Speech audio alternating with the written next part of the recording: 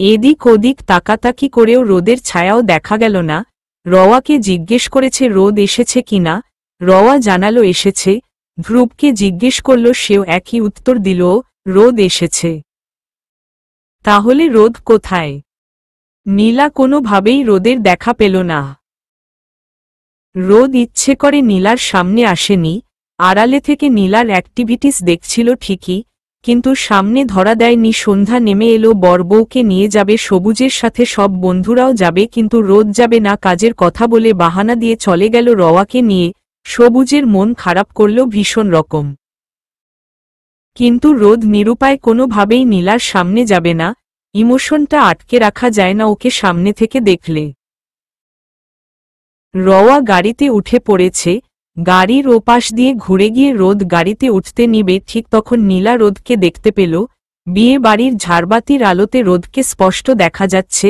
একটা ash colour shirt পরা, হাতা ফোল্ড করতে করতে গাড়ির ডোরের সামনে যেয়ে চুল ঠিক করতে করতে গাড়িতে উঠে গেল। ধ্রুব নীলার ছুটি শেষ হতেই আবার নিয়মমাফিক অফিস জয়েন করল। রোদ আর এখন নীলাকে আলাদা করে কোনো তেতু কথা শোনায় না, আর নীলা তো নীলাই। রোদকে দেখলেই তার ইগো ফুটে ওঠে। সাধারণত এমডির সাথে যেরকম সম্পর্ক সেরকমই চলছিল ওদের দিনকাল। এভাবে বেশ কয়েকদিন চলে গেল। বিকেলের দিকে নীলা কেবিনে বসে কম্পিউটারে কাজ করছে, এমন সময় ধ্রুব নীলার কেবিনে এসে চেয়ার টেনে বসে নীলার দিকে ঝুঁকে বলা শুরু করল, এই নীল। কিবোর্ড চাপতে চাপতে নীলা উত্তর দিল, বল। আজ মালিহার বার্থডে, রোদ ভাইয়ার থেকে ছুটি নিয়েছি, এখনো কিছু কিনিনি ওর জন্য, তুই একটু যাবি আমার সাথে? ব্যস্ত আমি দেখতে পাচ্ছিস না? চল না, আমি বুঝতে পারছি না কি দিব। আর কি করব, আর পরশু তো মায়ের ও বার্থডে, একসাথে কেনাকাটা করি সব। আজ পারবো না বললামই তো। তুই যা, মায়ের জন্য শপিংয়ে বাবাও যাবে সাথে বলেছে। আমরা কি রেখে কি করব? তাহলে বলে দে আমি আজ কি করব? নীলা মজার ছলে বলে উঠল, এক কাজ কর, একটা ফিটারে দুধ নিয়ে যা। বার্থডে তো আজকে, বসে বসে খাওয়াবি। আর সারাদিন কি করবি জানতে চাইছিস? একটা হোটেল রিসোর্টে রুম ভাড়া কর, বাকিটা বুঝে যাবি। মুখ বাঁকিয়ে ধ্রুব উত্তর দিল, ছি ছি ছি, কি বলছি এসব?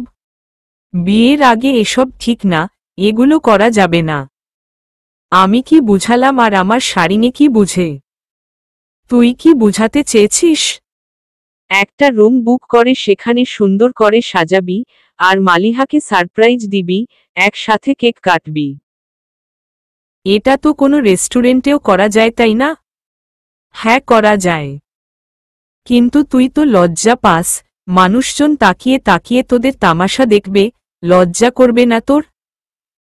করবে তো। তাহলে যেটা বললাম কর গিয়ে। তুই চল না সাথে। আচ্ছা রকম জ্বালা তো, আমি পারবো না। তুই মালিহার বাসায় চলে যা, গিয়ে বিয়ের প্রস্তাব দে। এটাই হবে ওর বার্থডে সারপ্রাইজ। তোর মাথায় ইদানিং কোনো ভালো বুদ্ধি আসে না নীল। যা, আমি যা করার করে নিব। আমার ফিরতে লেট হবে, রাতে তোকে রিসিভ করতে আসবনি। দরকার নেই, আমি একা যেতে পারবো। তুই তো মালিহাকে সময় দিস না, আজকে না হয় সময় দিলই একটু, বাড়িতে ফিরে আমি সবটা ম্যানেজ করবনি। তুই মালিহাকে ঠিকমতো বাসায় পৌঁছে দিয়ে তারপর বাড়ি ফিরবি। না, তোকে একা একা যেতে দিব না। দেখ, ভাব নিবি না, দুদিন ধরে বাইক চালানো শিখে হিরোগিরি দেখাচ্ছ। একটা সময় আমার হাত না ধরে তুমি রোড পার হতে পারতে না। খোটা দিলই বুঝতে পেরেছি। তাহলে অফিসের গাড়ি নিয়ে যাস। দরকার নেই। না, দরকার আছে, রোদ ভাইয়া রাগ করবে তোকে একা ছাড়লে। রোদ ভাইয়া ইজ মাই ফুট। আমি একা যেতে পারবো। জেদ করিস না, একেতে বৃষ্টি বাদলের দিন, তার মধ্যে রাত করে ফিরতে হয়। সেদিনের মতো বিপদে পড়লে সেদিন তুই ছিলিস তাই বিপদে পড়েছিলাম। আমি একা থাকলে ওদের মেরে তক্তা বানিয়ে চলে যেতাম। বললেই হলো। আচ্ছা যা ইচ্ছে কর। সাবধানে যাস। দয়া করে বিদেয় হ। আর হ্যাঁ শুন, মালিহাকে আমার হয়ে কিছু দিস। আমি তোকে পরে টাকা দিয়ে দিবনি। আমি সত্যি আজ ব্যস্ত ধ্রুব, না হলে তোর সাথে যেতাম শপিংয়ে। আচ্ছা ঠিক আছে সমস্যা নেই দেবনি। বাট তুই আমার টাকাটা দিয়ে দিস কেমন? কত টাকা খরচ হয় আমায় বলিস, সাথে সাথে বিকাশ করে দেবনি। হার কিপ্টে কোথাকার। মিচকে হাসি দিয়ে ধ্রুব চলে গেল। নীলার কাজ শেষ দিতে দিতে রাত 10টা বেজে গেল। বাইরে খুব মেঘ করেছে, বৃষ্টি নামবে নামবে অবস্থা। 9টা বাজলেই ম্যাক্সিমাম স্টাফরা চলে যায়, 10টার দিকে অনেকে বের হতে লাগল। ধ্রুব নেই তাই আজ গাড়ি করে যেতে হবে, কিন্তু নীলার জেদ অফিসের গাড়ি করে যাবে না। প্রচণ্ড বাতাস ছুটেছে বাইরে। নিচে নামার উদ্দেশ্যে লিফটে উঠেই মুখোমুখি হতে হলো রোদের। হেলান দিয়ে দাঁড়িয়ে এক হাত পকেটে ঢুকিয়ে আরেক হাতে ফোন চালাচ্ছে নীলাকে, আর চোখে দেখেও না দেখার ভান করে ফোন চালানোতে মনোযোগ দিল। নীলা এক পাশে কাবু হয়ে দাঁড়িয়ে মাথা নিচু করে আছে। এমন সময় লোডশেডিং হয়ে গেল, জেনারেটর সাথে সাথে চালুও হয়নি, লিফট থেমে গেল, সাথে ভেতরের লাইটটাও অফ হয়ে গেল। এবার নীলা তো প্রচণ্ড রকম ভয় পেতে লাগল। অন্ধকারে রোদ আবার কিছু না করে বসে। সাথে সাথে ব্যাগে থেকে ফোন বের করে লাইট জ্বালালো, কিন্তু রোদ সেই একই অবস্থায় দাঁড়িয়ে আছে। লোডশেডিং হওয়ায় কিছু আলাদা রকম ফিলিংস কাজ করেনি তার। নীলা স্বস্তির নিঃশ্বাস ছাড়ল। এরই মধ্যে লিফট চলতে শুরু করল। নীলা ভালোমতো খেয়াল করল রোদ একটা বারের জন্য ওর দিকে তাকায়নি। নিচে নামতেই বেরিয়ে গেল দুজনেই। রোদ গাড়ির কাছে গেল আর নীলা বাইরে চলে গেল। বাইরে বৃষ্টি নামবে নামবে ভাব। রাস্তায় পা রাখতেই কয়েক ফোঁটা বৃষ্টি পড়ল। পাশে দিয়ে রোদ গাড়ি নিয়ে বেরিয়ে গেল, একটাবারের জন্য নীলার দিকে ফিরে তাকালো না। রাস্তায় একটা গাড়িও নেই। গাড়ি কি আজ প্ল্যান করে রোডে আসছে না নাকি? এমনিতে তো জ্যামের প্যারায় পা ফেলা যায় না। হায় আল্লাহ, বৃষ্টি কি একটু পর দিতে পারতে না? অন্তত একটা গাড়ি পাইয়ে দাও এখন। অনেকদিন পর একা একা বাড়ি ফেরা হচ্ছে, যার জন্য ভেতরে ভয় ও কাজ করছে। এমন সময় ঝুম বৃষ্টি নেমে গেল, কিন্তু অবাক কাণ্ড, নীলার গায়ে এক ফোঁটাও পানি পড়ল না। চারপাশ দিয়ে এত বৃষ্টি পড়ছে আর নিজের উপর এক ফোঁটাও পানি না পড়া কারণটা অবাক করে দিল। উপরের দিকে তাকাতেই দেখে কেউ একজন পেছনে থেকে ছাতা ধরে আছে। নীলা পেছনে ঘুরে দাঁড়ালো, সাথে সাথে চোখ দুটো বড় বড় হয়ে গেল।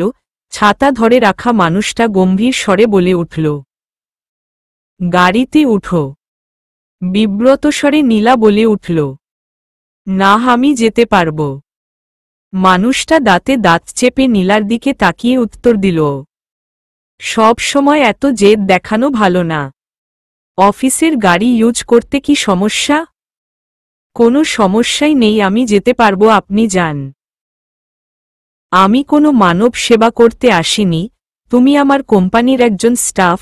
এত রাতে একটা লেডি স্টাফ অফিসের কার ইউজ না করে এভাবে যাচ্ছে, রাস্তায় কোনো অঘটন ঘটলে তাতে সবার আগে আসর গ্রুপের নামটা উঠে আসবে। জেএমডি কখনোই এরকম দিন দেখতে চাইব না। একটা সামান্য স্টাফের জন্য আমার কোম্পানির নাম খারাপটা আমি মেনে নিতে পারবো না, সো দয়া করে আমার গাড়িতে উঠো। নীলা কিছু না বলে বিরক্তিকর ভাব নিয়ে রোদের সাথে গেল। রোদের পাশে একদম চুপচাপ বসে রইল, জানালার বাইরের দিকে মুখ করে। রোদ এক স্পিডে গাড়ি চালিয়ে নীলাকে ওর বাড়ির সামনে অবধি নিয়ে গেল। গাড়ি থেকে বের হতেই রোদ নিজের ছাতাটা বাড়িয়ে দেয় নীলার দিকে। নীলা না চাইতেও ছাতাটা হাতে নিল। গাড়ি থেকে বেরিয়ে ভেতরে চলে গেল। আর রোদ গাড়ি ঘুরিয়ে বাড়ির দিকে চলে গেল। ধ্রুব আর কতক্ষণ এভাবে বৃষ্টি থামার জন্য অপেক্ষা করব? মা বকবে অনেক, বাড়ি যেতে হবে তো। আর একটু ওয়েট করো, আগামী 5 মিনিটে বৃষ্টি না থামলে তোমাকে গাড়িতে উঠিয়ে দিয়ে আমি চলে যাব। মালিহা কিছুক্ষণ চুপচাপ থেকে ধ্রুবর দিকে তাকিয়ে বায়না করতে লাগল। ধ্রুব, চলো না, বৃষ্টিতে ভিজেই যাই। আমার খুব ইচ্ছে তোমার সাথে এমন একটা রাতে বৃষ্টিতে ভিজব। পাগল না পাগলা গারদ, এই বৃষ্টিতে ভিজলে জ্বর আসবে নিশ্চিত। তুমি অনেক ভালো ধ্রুব, কিন্তু এত আনরোম্যান্টিক কেন? আনরোম্যান্টিক কিনা জানি না, তবে আমি প্র্যাকটিক্যাল। নীল আপু ঠিকই বলে, তুমি একটা অকর্মার ঢেকি। এই খবরদার, অপমান করবে না বলে দিলাম। মালিহা ধ্রুবর দিকে ঘুরে ধ্রুবর গাল ধরে টান দিয়ে বলল, রাগ করছো কেন জান? তুমি প্রমাণ করো তাহলে তুমি অকর্মার ঢেকি না। ভেঙচি দিয়ে ধ্রুব উত্তরে বলল, এমন একটা কুক্ষণে জন্ম নিয়েছ, প্রতি বছর হয় এই দিনে ঠাডা পড়া গরম পড়ে, না হয় এরকম বজ্রপাতময় বৃষ্টি। রাগ করছো কেন গো? ধ্রুব বাচ্চাদের মতো করে বলল, আমি বাসায় যাব। আমাকে রেখেই যাবে নাকি? তোমকে একটা সিএনজিতে উঠিয়ে দেই চলো। না, আমি তোমার সাথে ভিজে ভিজে যাব। জ্বর আসবে তোমার। বৃষ্টিতে প্রেম করলে জ্বর আসে না, চলো যাই। ধ্রুব চোখ কুঁচকে রাগী রাগী ভাব নিয়ে মালিহার দিকে তাকালো। মালিহা বায়না ধরেই বসে আছে। অবশেষে মালিহার কাছে হার মেনে বৃষ্টিতেই বাসস্টপের ছাউনি থেকে বেরিয়ে বাইক স্টার্ট দিয়ে মালিহাকে নিয়ে চলতে লাগল। কিছুটা পথ যাওয়ার পর বৃষ্টি প্রচণ্ড রকম বাড়তে লাগল, আর সাথে মালিহার অত্যাচারও। দুজনে ভিজে একাকার। মালিহা ধ্রুবকে পেছনে থেকে ঝাপটে শক্ত করে জড়িয়ে ধরে আছে। এতে ধ্রুবর প্রচণ্ড পরিমাণে অস্বস্তি লাগতে শুরু করল। মালিহাকে এভাবে ধরতে বারণ করলে মালিহা জেদ করে আরও বেশি করে ঝাপটে ধরে। পর ধ্রুব বিরক্ত হয়ে বাইক থামিয়ে দিল। পেছনে থেকে মালিহা প্রশ্ন করে বসল, কি হলো, বাইক থামালে কেন? নামো। কিন্তু কেন? আগে নামো তো। বাইক থেকে নেমে ধ্রুবর দিকে প্রশ্নসূচক দৃষ্টিতে তাকিয়ে রইল। এখন আমার সামনে বসো তুমি। মালিহা অবাক হয়ে উত্তর দিল, কি? সামনে বসো। তুমি কি পাগল? সামনে কিভাবে বসবো? আমি কি বাচ্চা? বাচ্চারা সামনে বসে। আমি তো তোমাকে বাচ্চাদের মতো বসতে বলিনি। পেছনে যেরকম এক সাইডে দুপা ঝুলিয়ে বসেছিলে, সামনেও ঠিক সেভাবেই বসবে। তোমার বাইক চালাতে কষ্ট হবে তো। তুমি পেছনে থাকলে তার থেকে বেশি কষ্ট হয়। সামনে বসো। ধ্রুবর কথা মতোই মালিহা ধ্রুবর সামনে যেয়ে বসল। ধ্রুব এরকমটা করল তার কারণ একটাই, মালিহা যেভাবে জড়িয়ে ধরছিল আর বাধাও মানছিল না। সামনে বসালে আর যাই হোক জড়িয়ে ধরতে পারবে না, এটা ভেবেই মালিহাকে সামনে বসানো। বৃষ্টির মধ্যে ধ্রুবর বাইক চালাতে কষ্ট হচ্ছে। বৃষ্টির পানিতে চশমাটা ঘোলা হয়ে যাচ্ছে একটু পর পর। ভুলে আজ হেলমেটটাও নিয়ে বের হয়নি বাড়ি থেকে। মালিহাকে সামনে বসানোতে মালিহার সুবিধায় হল, এই সুযোগে ধ্রুবকে মন ভরে দেখতে পাচ্ছে। এক হাত দিয়ে গলা জড়িয়ে ধরে বসে আছে, মাঝে মাঝে ধ্রুবর কাঁধে মাথা রাখছে। বৃষ্টির পানিতে ধ্রুবর চুলগুলো ভিজে কপালের সাথে লেগে গেছে, আর সে চুলের পানি টপটপ করে ঠোঁটের উপর পড়ছে। এমনিতেই ধ্রুবর ঠোঁটটা লালচে, তার মধ্যে যেন ঠোঁটে পানি পড়ে আরও বেশি টস টস করছে। মালিহা নেশাভরা দৃষ্টিতে তাকিয়ে তাকিয়ে পরখ করে দেখছে। রাতের অন্ধকারেও ধ্রুবকে দেখতে তার কিঞ্চিত পরিমাণেও অসুবিধা হচ্ছে না, এক অন্যরকম মায়া কাজ করছে ধ্রুবর উপর। বাড়ির সামনে আসতেই ধ্রুব বাইক থামালো। মালিহা এখনো ঘোরেই আছে। ধ্রুব মালিহার দিকে তাকিয়ে বলল, কি হলো, নামবে না? এসে পড়েছি তো। মালিহা কোনো উত্তর না দিয়ে সোজা অপ্রস্তুতভাবে ধ্রুবর ঠোঁটে চুমু বসিয়ে দিল। মালিহার এরকম কারসাজিতে ধ্রুব ঝটকা খেয়ে যায়। এটা কি করলে মালিহা তুমি? সরি, দোষ তোমারই। পেছনে বসালে এরকম ঘটনা ঘটত না। সামনে বসিয়েছ, আমার চোখটা এতক্ষণ তোমার ঠোঁটের ওপর চলে গিয়েছিল, খুব বেশি নজর কাটছিল, তাই বাঁধ মানতে না পেরে বসিয়ে দিয়েছি চুমু। নেক্সট টাইম এরকম করবে না, মনে থাকে যেন। হেসে দিয়ে মালিহা উত্তর দিল, ওকে। তোমার বাবা বাসায়? না, বাবা তো কাল ফিরবে। মা মাহাদি আর দাদা দাদু বাসায়। আচ্ছা, আমি তোমার সাথে ভেতরে যাব। কেন? তোমার মায়ের সাথে কথা আছে আমার, চলো। ভয়ার্ত দৃষ্টিতে তাকিয়ে মালিহা উত্তেজিত স্বরে বলে উঠল, এই কি বলবে তুমি মাকে? চলো বলছি, তখন শুনে নেবে। না যেতে হবে না, তুমি বাড়ি যাও। চোখ গরম করে ধ্রুব হুমকি দিল, বেশি বুঝা কিন্তু ভালো না। না, তোমাকে দিয়ে বিশ্বাস নেই, তুমি আমার নামে বদনাম করবে, তুমি চলে যাও। কথাটা বলেই মালিহা বাইক থেকে নেমে দৌড় দিয়ে চলে গেল, ধ্রুবকে কিছু বলার সুযোগ না দিয়েই। মালিহাকে পেছনে থেকে এতবার ডাকল, পিছু ফিরে তাকালো না। বাইক ঘুরিয়ে ধ্রুব বাড়িতে চলে গেল। বাড়ি ফিরতেই ধ্রুবর এই কাক ভেজা হাল দেখে নীলা সাথে সাথে গরম এক কাপ চা করে আনল। ধ্রুব ফ্রেশ হয়ে বের হতেই হাতে চায়ের কাপ দিয়ে টাওয়াল নিয়ে মাথা মুছে দিতে লাগল ধ্রুবর। আর 101টা গালি দেয়া শুরু করল। এতক্ষণ বৃষ্টিতে ভিজে শরীরটা একদম গরম হয়ে গেছে। নীলা রীতিমতো টেনশনে পড়ে গেল, আবার জ্বর না এসে যায়। ওদিকে রোদ এখনো বাড়ি ফেরেনি, মাঝ রাস্তায় গাড়ি থামিয়ে এখনো বৃষ্টিতে ভিজে যাচ্ছে একাধারে। বৃষ্টিতে ভেজার ছুতোয় চোখের কয়েক ফোঁটা লোনাজল গড়িয়ে পড়ে মিশে যাচ্ছে। ব্যর্থতার যন্ত্রণাটা আজও শান্তির ঘুম ঘুমাতে দিচ্ছে না রোদকে। যা চেয়েছে জীবনে তা পেতে যেও হারিয়ে গেছে।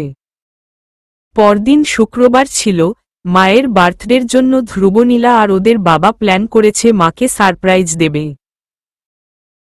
রেজাউল করিম অফিসে ছিলেন। বিকেলের দিকে ধ্রুবনীলা বাবাকে নিয়ে একসাথে শপিংয়ে যাবে বলে থানায় যায় দুজনে। থানার সামনে নেমে ধ্রুব বাইক পার্ক করতে যায় আর নীলা ধ্রুবর আগেই ভেতরে ঢুকে পড়ে। বাবার অফিসে ঢুকতেই দেখল বাবার সামনে টেবিলের সামনেই একটা মেয়ে বসে আছে। বাইরে থেকে নক করল, বাবা আসবো? নীল, আসো মা। ধ্রুব কোথায়? ও আসছে বাবা।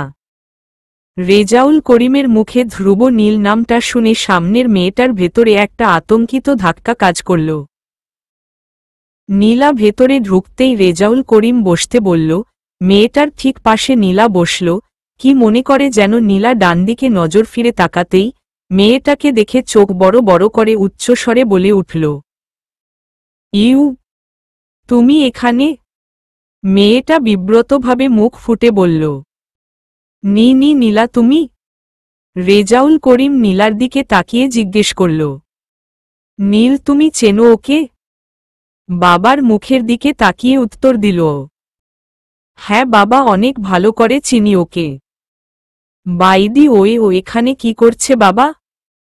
কোনো হোটেল থেকে ধরে এনেছ নাকি? তুমি কি বলতে চাইছ নীল? নীলা তুচ্ছ হাসি দিয়ে বলল, কি বলবো বাবা, ও তো কলগার্ল। ছি ছি, এসব বলতে নেই বাবা। ও এসেছে এখানে কেস করতে।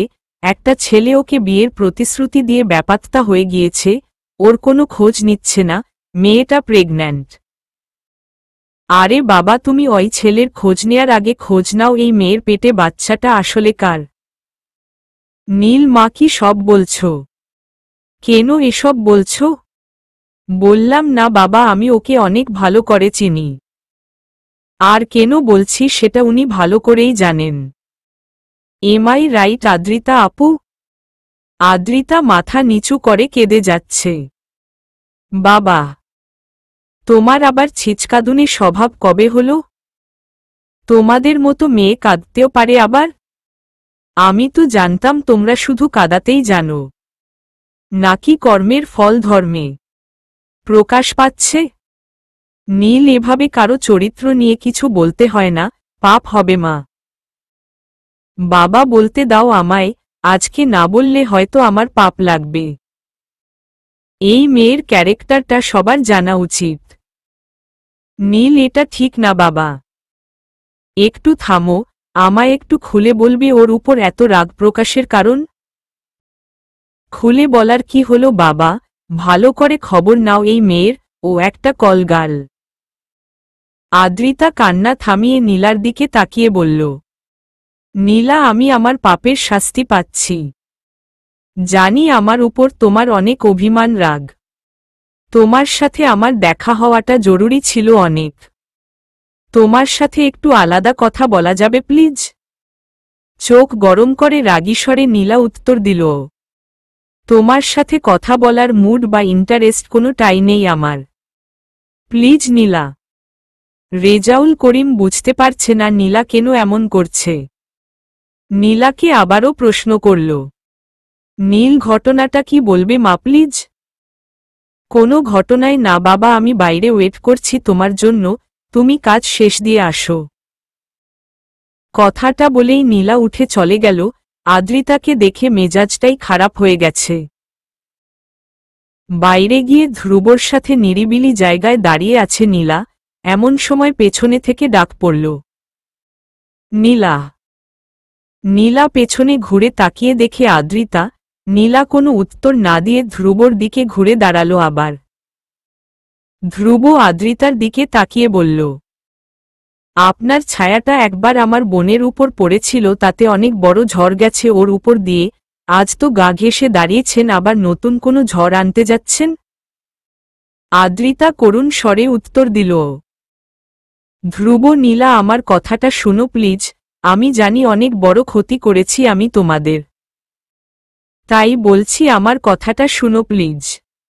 আমি আমার পাপের শাস্তি অলরেডি পাচ্ছি।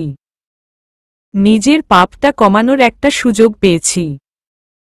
প্লিজ আমার কথাগুলো শুনো, তোমাদের ভালোর জন্য বলছি। ধ্রুব, ছাড় তো, ওর ফালতু কথায় কান দেয়ার প্রয়োজন নেই, এখান থেকে চলে যেতে বল ওকে। আরে তুই চুপ কর, আমি শুনব। বলেন আপনি নীল, না শুনলো আমি শুনব আপনার কথা। আদ্রিতা কৃতজ্ঞতার হাসি দিয়ে বলল, থ্যাংক ইউ ধ্রুব। নীলার দিকে তাকিয়ে আদ্রিতা বলা শুরু করল, আমি জানি আমার কারণে তোমার আর রোদের সম্পর্কটা শেষ হয়ে গেছে, বাট বিলিভ মি, এগুলো আমি ইচ্ছে করে করিনি, আমাকে মাহিন করতে বলেছিল। ইভেন আমি যে রোদের পেছনে ঘুরতাম সেটাও মাহিনের কথা মতো। আমি তো রোদকে কোনো দিন ভালোই বাসিনি। রোদ এসবের মধ্যে একদমই ইনভলভ ছিল না। যা হয়েছিল সবটা ওর অজান্তে, আর মাহিনের দীর্ঘদিনের একটা সাজানো প্ল্যানে। ধ্রুব গম্ভীর স্বরে প্রশ্ন করে বসল, আপনি মাহিনের কথা মতো কাজ করেছেন কেন? মাহিন আমার বয়ফ্রেন্ড ছিল, অনেক ভালোবাসতাম ওকে, যা বলতো তাই করতাম। উত্তেজিত স্বরে ধ্রুব বলে উঠল, আরে ভাই, এত না পেঁচিয়ে পুরোটা বলো না। রোদ ভাইয়ার সাথে ব্রেকআপটা তো আর তার পিছু নেয়ার জন্য হয়নি। রোদ ভাইয়ার ফোনে তোমার নুডস, তারপর সমাবর্তনার দিনের সেই ছবিগুলো, এগুলো কিভাবে করেছ? কেন করেছ?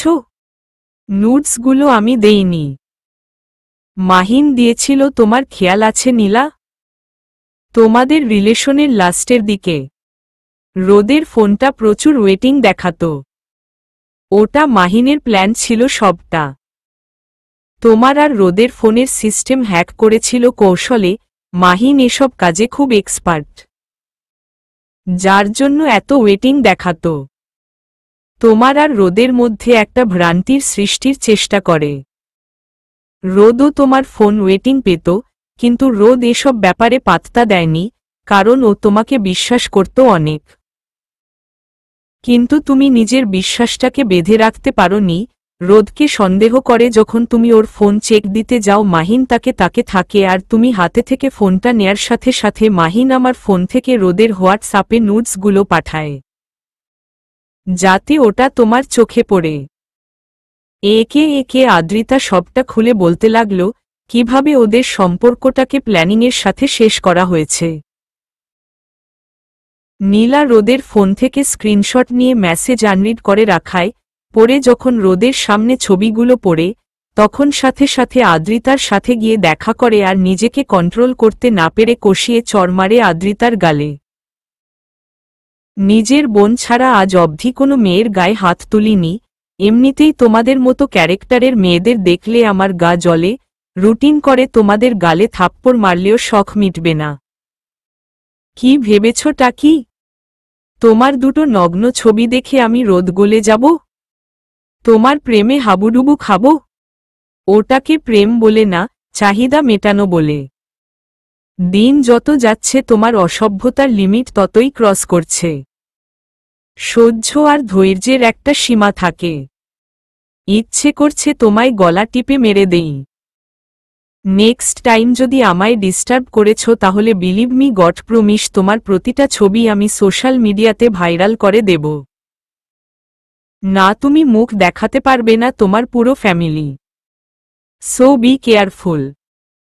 রাগে কটমট করতে করতে চোখ রাঙিয়ে আদ্রিতাকে হুমকি দিয়ে রোদ চলে যায় আদ্রিতার সামনে থেকে। আদ্রিতার সাথে সাথে দৌড়ে মাহিনের কাছে যায়। মাহিন পায়ের উপর পা তুলে বাইকের উপর আধশোয়া হয়ে রিল্যাক্সে সিগারেট টানছে এমন সময় আদ্রিতা সামনে গিয়ে উত্তেজিত স্বরে বলে ওঠে, মাহিন তুমি ঠিক কি করতে চাইছো বলবে আমায়? কি হয়েছে বেবি? এত উত্তেজিত লাগছে কেন তোমায়? Relax, what happened? মাহিন তুমি আমায় বলেছ রোদকে প্রপোজ করতে, আমি করেছি। তুমি বলেছ ওর হাত ধরে অনুনয় করে করে প্রপোজ অ্যাকসেপ্ট করতে, আমি সেটাও করেছি। কিন্তু রোদের কাছে আমার ফোন থেকে আমার ছবিগুলো গেল কিভাবে? মাহিন সোজা হয়ে বসে আদ্রিতার হাত ধরে কাছে টেনে নিল। আদুরে কণ্ঠে বলতে লাগল, সরি বেইব। তুমি তো জানোই রোদকে আমার মোটেও পছন্দ না, ওর অনেক বড় বড় ডানা। পাওয়ার, মানি, নলেজ, ব্যাকআপ সব আছে ওর। রোদ সব সময় চায় ওর পায়ের নিচে সবাই পড়ে থাকুক কিন্তু আমি তো তা চাই না, আমি চাই ও আমার পায়ের নিচে পড়ে থাকুক। তাই ওর ডানাগুলো ছাটার একটা মাধ্যম সেটা হলো নীলা। রোদের দুর্বলতা। সেই জন্য তোমার ওই ছবিগুলো ওর ফোনে দিয়েছি। মাহিন তুমি ভালো করেই জানো রোদ সেরকম ছেলে না। এসবে ও গলবে না, আর একটু আগে এসে রোদ আমায় হুমকি দিয়ে গেছে। কি হুমকি? রোদ আমার ছবিগুলো সোশ্যাল মিডিয়াতে ভাইরাল করে দিবে বলেছে।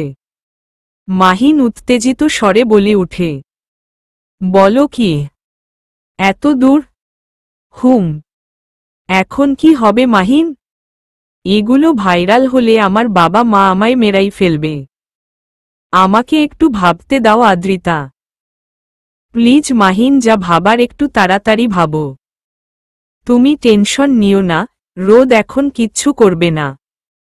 কারণ সামনে পরীক্ষা, ও পড়াশোনা ছাড়া এখন আর কিছুই মাথায় নেবে না। So don't worry বেইব। পরীক্ষা শেষে তো কিছু একটা করবে তাই না? তোমার এই মাহিন থাকতে তোমার কোনো ক্ষতি হবে না। তুমি ঠিক কি করতে চাইছো মাহিন? ডেভিল স্মাইল দিয়ে মাহিন উত্তরে বলল, যদি রোদের মতো তোমার কাছেও কোনো হাতিয়ার থাকে তাহলে তো তুমি ঠান্ডা হবে তাই না? ভ্রু কুঁচকে প্রশ্নসূচক দৃষ্টিতে আদ্রিতা মাহিনের দিকে তাকিয়ে বলল, মানে? শয়তানি হাসি দিয়ে মাহিন রহস্যময়ভাবে বলল, জাস্ট ওয়েট এন্ড সি। ক্রমাগত সময় পার হচ্ছিল। সময়টা তখন মাহিনের অনুকূলে ছিল। ঠান্ডা মাথায় সাজানো সব প্ল্যান আস্তে আস্তে কার্যকরী হয়ে উঠছিল। এমনিতেই রোদ নীলাকে শুরু থেকে সময় কম দিত, ভালোবাসাটা কম প্রকাশ করত, তার মধ্যে মাহিনের এই কঠিন চাল নীলার বিশ্বাসে ঘুনপোকা লাগিয়ে দিয়েছিল। পড়াশোনা ঠিক মতো মাহিন না করলেও ব্রেইন ভালো ছিল, সফটওয়্যার সংক্রান্ত ভালো বুঝত, যার কারণে সহজেই নীলা আর রোদের ফোন সিস্টেম হ্যাক করে এমন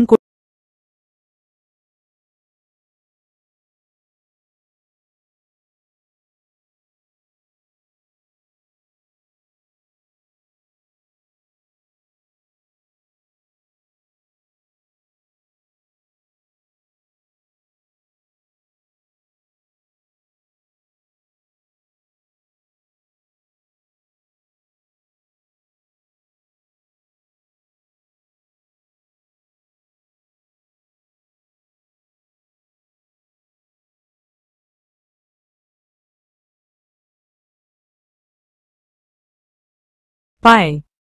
ব্যাপারটা রোদ মাথায় নেয় না, পড়াশোনার চাপে হালকাভাবেই ছেড়ে দেয় নীলার ফোন ওয়েটিং থাকার কারণটা। রোদের আইডিয়ার বাইরে সব প্ল্যান সাজানো হয়েছিল, যার কারণে রোদ কিছু আন্দাজ করতে পারেনি। ঘুণে ধরা সময়গুলো যেতে যেতে সমাবর্তনার দিন এসে যায়।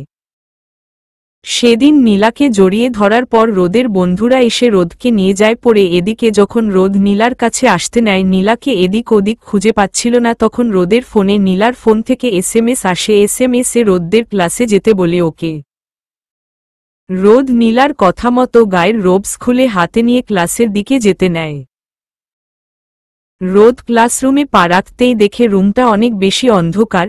এমনিতেই দিনটা কুয়াশাচ্ছন্ন ছিল, তার মধ্যে এভাবে একটা রুমের দরজা জানালা আটকে রাখলে ঘন অন্ধকার হওয়াটাই স্বাভাবিক। ভেতরে ঢুকতেই দেখে কেউ একজন একটা ম্যাচের কাঠিতে আগুন জ্বালিয়ে সেটা একটা ক্যান্ডলে ধরায়। যতটুকু আলো আসছিল তাতে স্পষ্ট দেখা যাচ্ছিল ওটা নীলা। ড্রেস, বডি ফিটনেস নীলার মতো।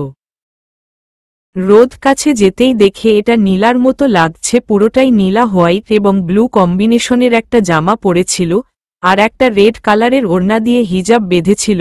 কাছে যেতেই দেখল নীলা যে পারফিউমটা আজ দিয়েছে সেম পারফিউমের স্মেল আসছে। এতে রোদ পুরাপুরি শিওর হল। মুচকি হেসে দিয়ে রোদ নীলাকে পেছনে থেকে জড়িয়ে ধরে। গালের সাথে গাল ঘষে সামনের দিকে ঘুরিয়ে জড়িয়ে ধরে। এখানে অন্ধকারের মধ্যে এসেছ কেন নীল? ভুতুরে লাগছে ক্লাসটা। লাগবেই তো ভুতুরে। আমি তো ভূতি। ও সরি, ভূত না পেতনি। এতক্ষণে রোদের বুঝে এলো এটা নীলা না। কণ্ঠস্বরটা নীলার না। সাথে সাথে রোদ ছেড়ে দিল মেয়েটাকে। ভালো করে তাকাতেই দেখে আদ্রিতা এটা। রোদ চোখ বড় বড় করে তাকিয়ে ধমকের স্বরে বলল, তুমি তুমি এখানে কেন? নীলের মতো সেজেছ কেন? আই লাভ ইউ রোদ। কেন তুমি আমায় বুঝে উঠতে পারছ না? দেখো, আজকের পর হয়তো আমাদের আর দেখা হবে না। যদি তুমি চাও আমাদের রোজ দেখা হবে। রোদ রাগে দাঁতে কিরিমিরি করতে করতে বলল, তুমি আসলেই একটা সিক মেন্টালিটির মেয়ে। আগে ভাবতাম শুধু তোমার ক্যারেক্টারে সমস্যা, এখন দেখছি তোমার মাথায়ও সমস্যা। কথাটা বলেই রোদ সাথে সাথে ক্লাসরুম থেকে বেরিয়ে যায়। আর এই সময়ের ছবিগুলো মাহিন প্ল্যানিংয়ের সাথে ক্যাপচার করে। সেই সময় মেহেরিন নীলাকে ডেকে নানান কথার জালে ফাঁসিয়ে আটকে রাখে, নীলার সাথে ভালো ব্যবহার করে নীলার সময় পার করতে থাকে। আর এইটুকু সময়ে যা ঘটার ঘটে যায় ওর অজান্তে।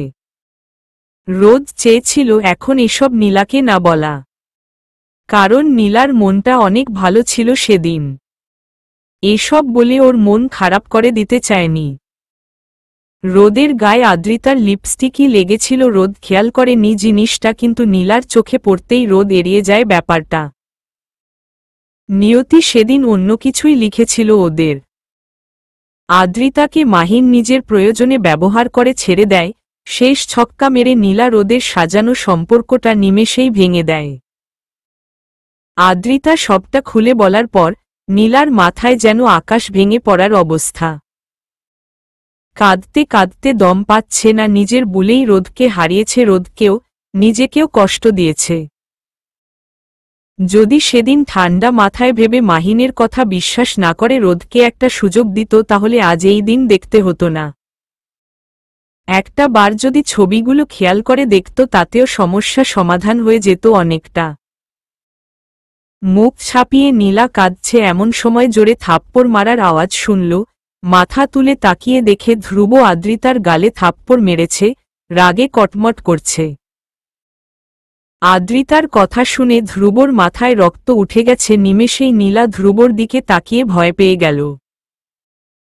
ধ্রুবর এমন রূপ নীলা আগে কোনো দিন দেখেনি, এতটা ভয়ানক দেখাচ্ছে ওকে।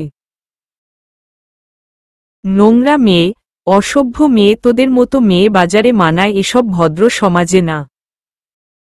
তোদের মতো মেয়ে আমাদের মতো মানুষের সাথে চলাফেরা করলে সুশীল সমাজ অশ্লীলতায় ভরে যাবে।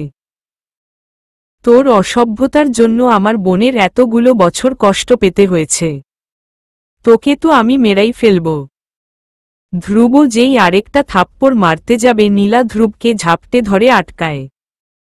ধ্রুব প্লিজ শান্ত হ, এটা পাবলিক প্লেস। সিন ক্রিয়েট করিস না। থামো ভাই প্লিজ। নীলার থেকে ছুটার চেষ্টা করে ধ্রুব বলতে লাগল, না নীল তুই আমায় ছাড়। ওকে আমি মেরাই ফেলব। ওর জন্য তোর এত কষ্ট সহ্য করতে হয়েছে।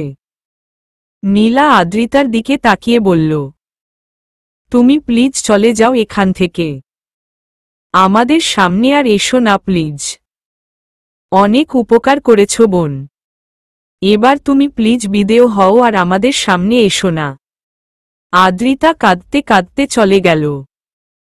নীলা ধ্রুবকে থামিয়ে বসে বসে নীরবে চোখের পানি ফেলে যাচ্ছে। খুব কষ্ট হচ্ছে।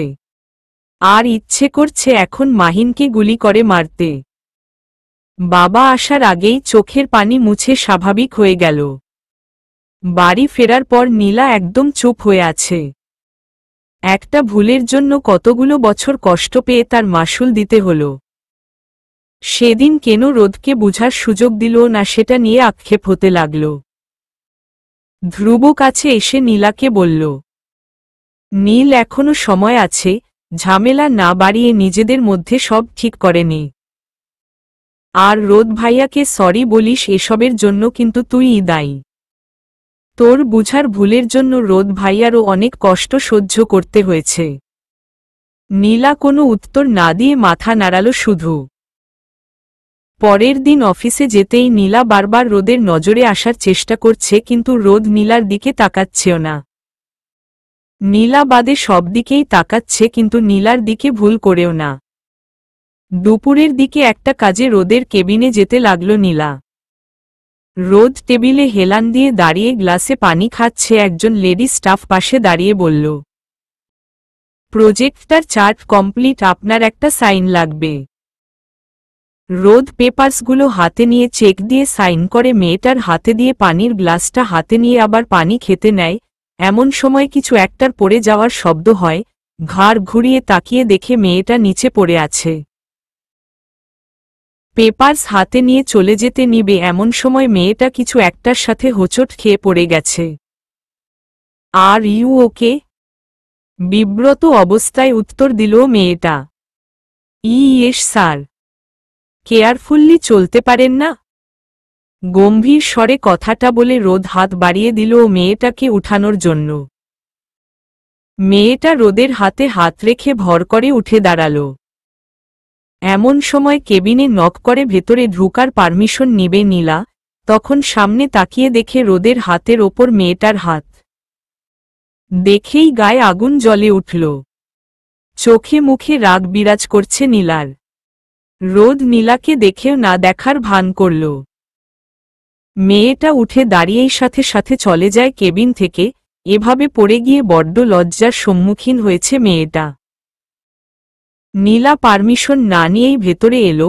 রোদ ভ্রু কুঁচকে নীলার মুখের দিকে তাকিয়ে গম্ভীর স্বরে বলল, হোয়াট? সাইন লাগবে। কিসের সাইন?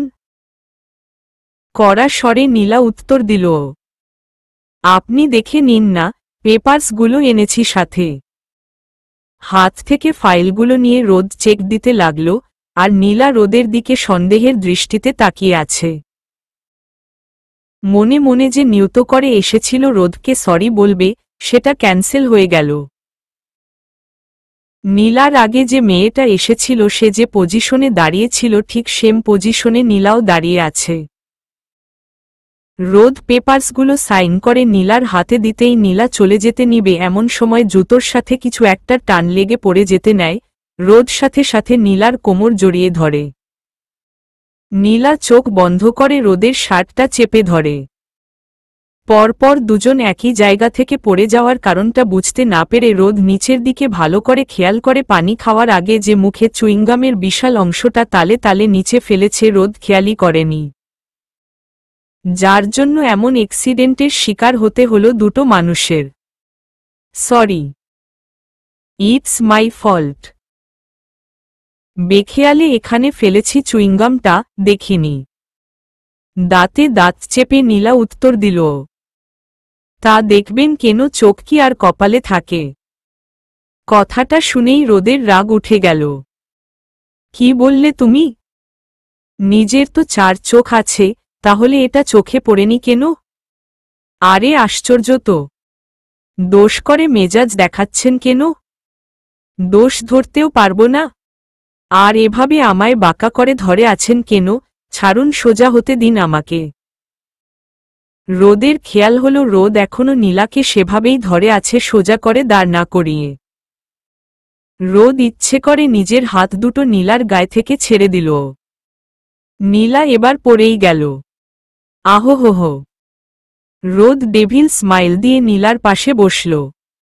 নীলার দিকে তাকিয়ে বলল, ইউ টাচ মি আই পোক ইউ, ইউ পোক মি আই স্ক্র্যাচ ইউ। নীলা কিছু না বলে রাগে ফাটতে লাগল। রোদ উঠে গিয়ে কেবিনের বাইরে চলে গেল। নীলা আবার ফোন দিয়ে আটতে লাগল কিভাবে প্রতিশোধ নেয় এর। অফিসে বসে কাজ করছে এমন সময় নীলার ফোন বেজে উঠে স্ক্রিনে তাকিয়ে দেখে মালিহা, কল কেটে দিয়ে ব্যাক করে কানে নিল।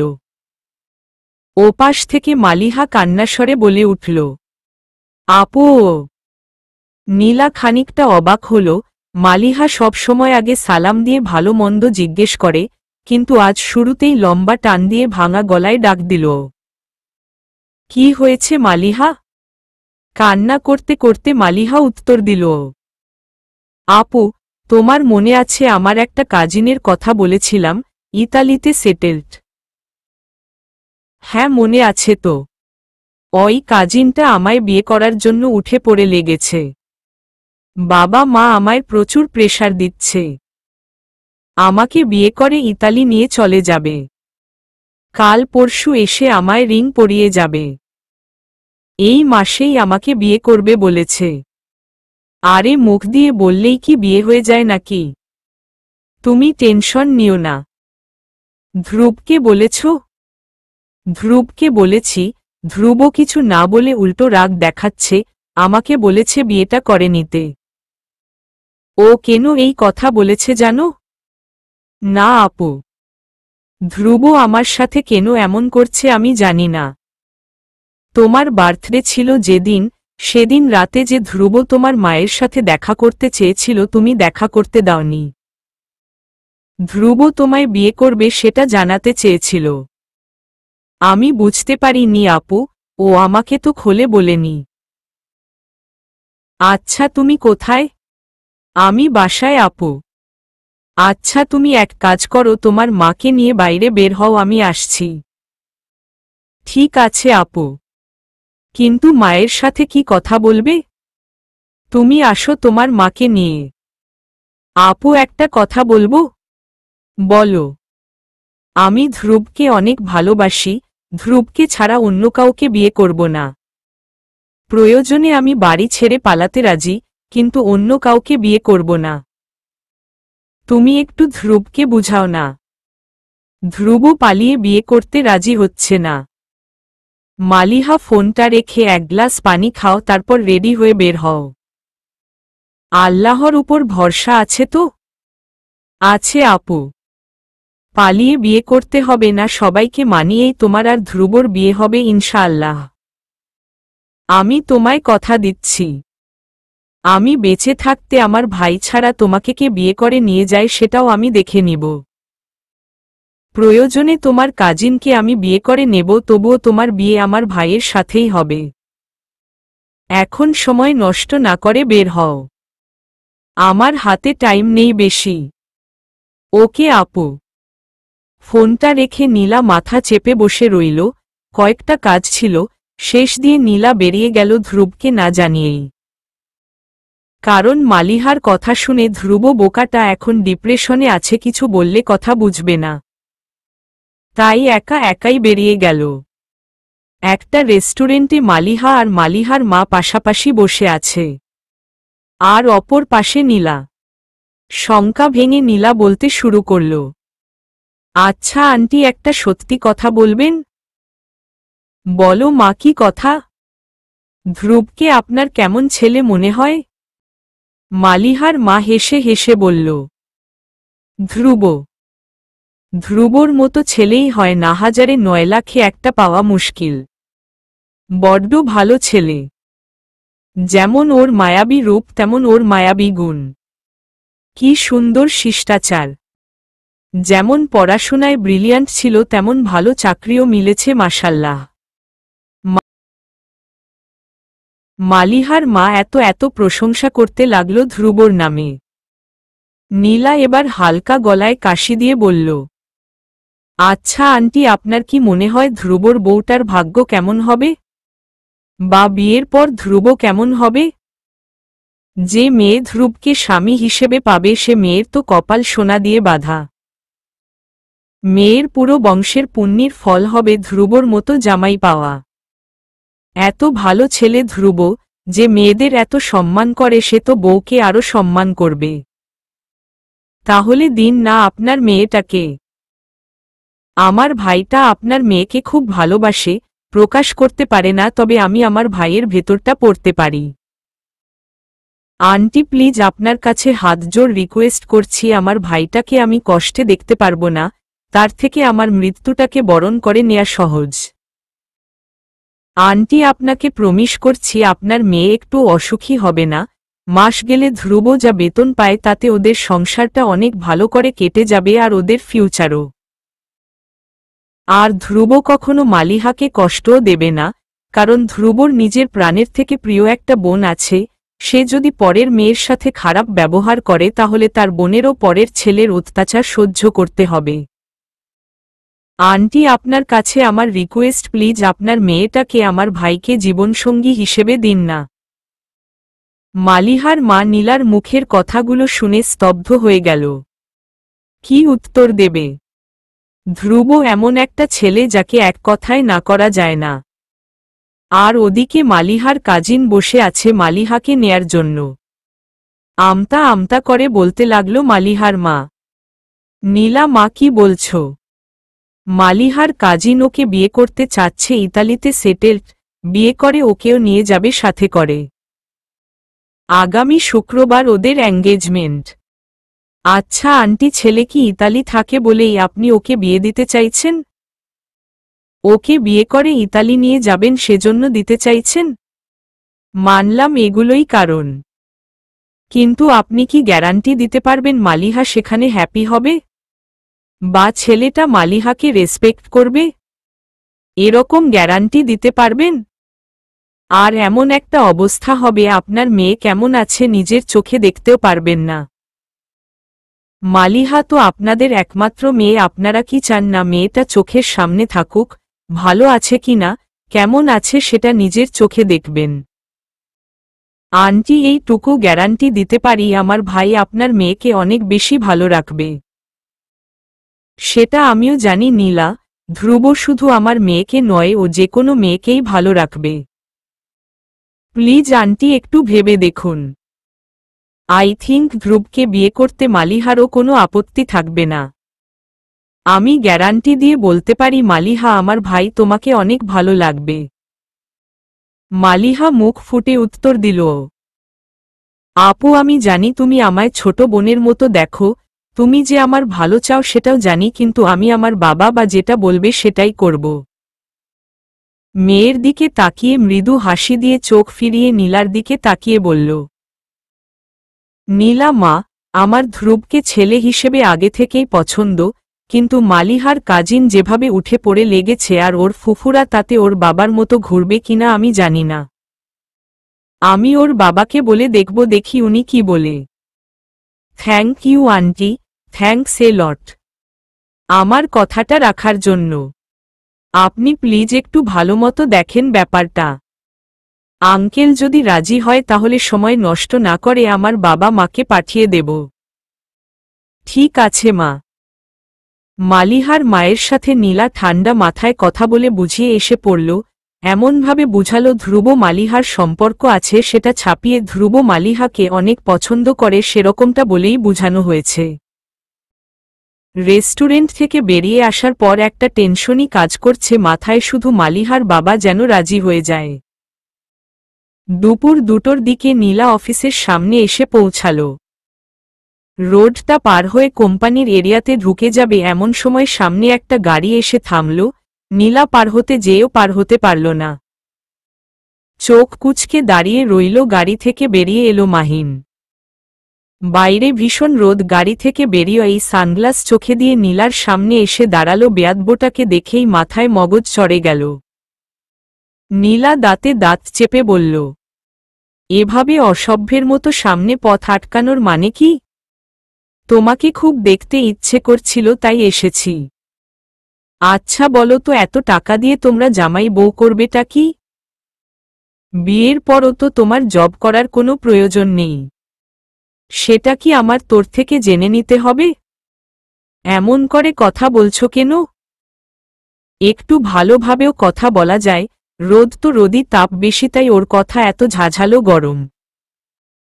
আমি তো নীল তাই আমার কথাও বিষাক্ত। ছোবল মারার পাওয়ারটা থাকলে এই মুহূর্তে তোকে ছোবল মেরে তোর গায়ে বিষ ছড়িয়ে দিতাম।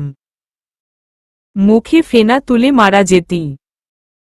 মাহিন হেসে দিয়ে উত্তর দিল, আচ্ছা বাদ দাও। তোমার ছোবল খাওয়ার জন্য আমি প্রস্তুত, তুমি শুধু আমায় ভালোবাসো তাহলেই হবে। আমি জানি রোদের সাথে তোমার বিয়ে হয়নি, আর হবেও না।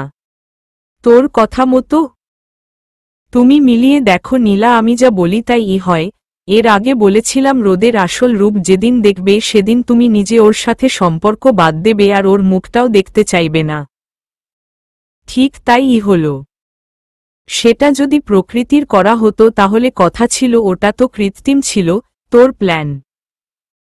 আমার নিজেকে ঘৃণা হচ্ছে, রোদের মতো একটা ইনোসেন্ট ছেলেকে আমি বোকাটা ভুল বুঝেছি। আমার প্রতি ওর ভালোবাসায় কোনো খাদ নেই। মাহিন চৌধুরী সত্যিকারের ভালোবাসা না কখনো ভেস্তে যায় না, কোনো না কোনো ভাবে মিল হবেই। এত কনফিডেন্স কোথা থেকে পাও তুমি? রোদের থেকে পেয়েছি, যে আমার প্রথম আর শেষ ভালোবাসা। জানিস তো মানুষ বোকাবনে একবারই যায়, আমিও গিয়েছিলাম তাই আবার যাওয়ার কোনো চান্সই নেই। ডেভিল স্মাইল দিয়ে মাহিন বলল, আমার কথা বিশ্বাস করলে না, পরে যখন পস্তাবে বুঝবে আমায়। তখন এই মাহিনকেই বিয়ে করে নিতে হবে। নীলা কিছু না বলে চলে যেতে নিবে, আবারও মাহিন পথ আটকে দাঁড়ায়। নীলা মাহিনকে কিছু বলতে যেয়েও থেমে গেল, কিন্তু পরক্ষণেই নীলা কি মনে করে যেন হেসে হেসে মাহিনকে ইচ্ছেমতো গালি দিয়ে যাচ্ছে, যা একদম মাহিনের পার্সোনালিটিতে আঘাত করে করা হচ্ছে। কিন্তু নীলা প্রতিটি কথা হেসে হেসে বলছে, যে কেউ দেখলেই বলবে এখানে কোনো হাস্য রসিকতা হচ্ছে। একদমই কিছু কথা শোনানোর পর মাহিন সাপের মতো ফুঁসতে ফুঁসতে নীলার সামনে থেকে চলে গেল। মাহিনে চলে যেতেই নীলা চুপচাপ একই জায়গায় দাঁড়িয়ে রইল। কিছুক্ষণ পর নীলা রাস্তার দিকে ঘুরে পার হতে যাবে, অমনিই মুখোমুখি হতে হলো রোদের। এর চোখ দুটো টকবক করছে, রাগে মনে হচ্ছে এখন নীলার গালে বসিয়ে দেবে কয়েক পিচ। রোদকে এভাবে দেখে নীলা মোটেও অবাক হয়নি, কারণ রোদকে অনেকক্ষণ ধরেই দেখছে। মসজিদ থেকে নামাজ পড়ে রোদ এদিকে আসছিল, নীলা মাহিনের উল্টো দিকে ঘুরে থাকায় মাহিনের সানগ্লাসে রোদকে স্পষ্ট দেখা যাচ্ছিল, আর মাহিনের চোখ নীলার দিকে থাকায় রোদকে চোখে পড়েনি। গম্ভীর স্বরে নীলাকে প্রশ্ন করে উঠল রোদ, অফিস আওয়ারে বাইরে কেন? কেন বাইরে আসা যাবে না? অফিসে তো কোথাও নোটিশ দেখলাম না, অফিস আওয়ারে বাইরে বের হওয়া যাবে না। তাতলামো সব জায়গায় খাটে না। মাহিনের সাথে তোমার এত কিসের কথা? ও এখানে এসেছিল কেন? মাহিন এখানে এসেছিল কেন আমি কি করে বলবো আজব। ও তুমি জানো না? তাহলে এত হাসি কোথা থেকে আসলো? মাহিনকে দেখলে কি খুব আনন্দ হয়? খুব তো হেসে হেসে কথা বললে। বেশ করেছি, তাতে আপনার কি? আমার কিছুই না, তুমি মাহিনের সাথে কথা বলবে না। নীলা রোদকে রাগানোর উদ্দেশ্যে বলে উঠল। 100 বার বলবো, 1000 বার বলবো বলবো বলবো। তুমি কি জানো নীল, তুমি বড্ড বার বেড়েছ। কথায় আছে অতি বার বেরো না ঝড়ে পড়ে যাবে। বেশ করেছি, আরও বাড়াবাড়ি করব। মাহিন আমাকে একটু আগে বিয়ের প্রস্তাব দিয়েছিল, না করে দিয়েছিলাম, সেটা এখন আমি অ্যাকসেপ্ট করব। কথাটা বলেই নীলা ফোন বের করল। রোদ নীলার হাত থেকে ফোনটা বের করতেই রোদ নীলার হাত থেকে ফোনটা নিয়ে সাথে সাথে একটা আছাড় মেরে দেয়। চোখের সামনে মোবাইলটার গ্লাস গুঁড়ো হয়ে গেল। নীলা থমকে গিয়ে রোদের দিকে আতঙ্ক নিয়ে তাকালো। সাথে সাথে নীলা ফোনটা হাতে তুলে নিতে যাবে, অমনি রোদ এক লাথি দিয়ে মোবাইলটা ড্রেনের ভেতর ফেলে দেয়। নীলা কোনোভাবেই মোবাইলটা উদ্ধার করতে পারল না। এমনিতেই নীলার উপর রেগে আছে, তার মধ্যে নীলার বাড়াবাড়ি দেখে কোনোভাবেই মাথা ঠিক রাখতে পারছে না। ইচ্ছে করছে মোবাইলের মতো নীলাকেও ড্রেনের ভেতর ফেলে দিতে পারলে মনটা শান্ত হতো। এটা আপনি কি করলেন? দাঁতে দাঁত চেপে রোদ উত্তর দিল। বেশ করেছি, বেশি কথা বললে মোবাইলটার মতো অবস্থা তোমারও করব। মুখ ছাপিয়ে কান্না কান্না ভাব নিয়ে নীলা বলল। আমার এত টাকার ফোন এভাবে ভেঙে দিল অ্যান? ভেতরে দয়া মায়া নাই? পিত্তি ছাড়া লোক। তুমি দেখে এসেছ? এই ফোন ভেঙেছেন তো কি হয়েছে, বাড়িতে আমার আরেকটা ফোন আছে, সেটা দিয়ে আমি মাহিনকে কল দেব। রোদ ধমকের স্বরে বলে উঠল। যা ইচ্ছে করো গিয়ে। মন চায় মাহিনকে বিয়ে করো, মন চায় মাহিনের বাবাকে বিয়ে করো। দয়া করে বিদেয় হও। পারলে আমার কোম্পানি থেকে রিজাইন নিয়ে চলে যাও, আমি পারমিশন দিচ্ছি। যদি না যাও আমি বের করে দেব তোমায়। তোমার মতো মেয়ের মুখ দেখাও পাপ। কোনো কুক্ষণে তোমার সাথে আমার দেখা হয়েছিল, সেদিন কার মুখ দেখে বাড়ি থেকে বেরিয়েছিলাম তাকে সামনে পেলে আগে কচুকাটা করতাম।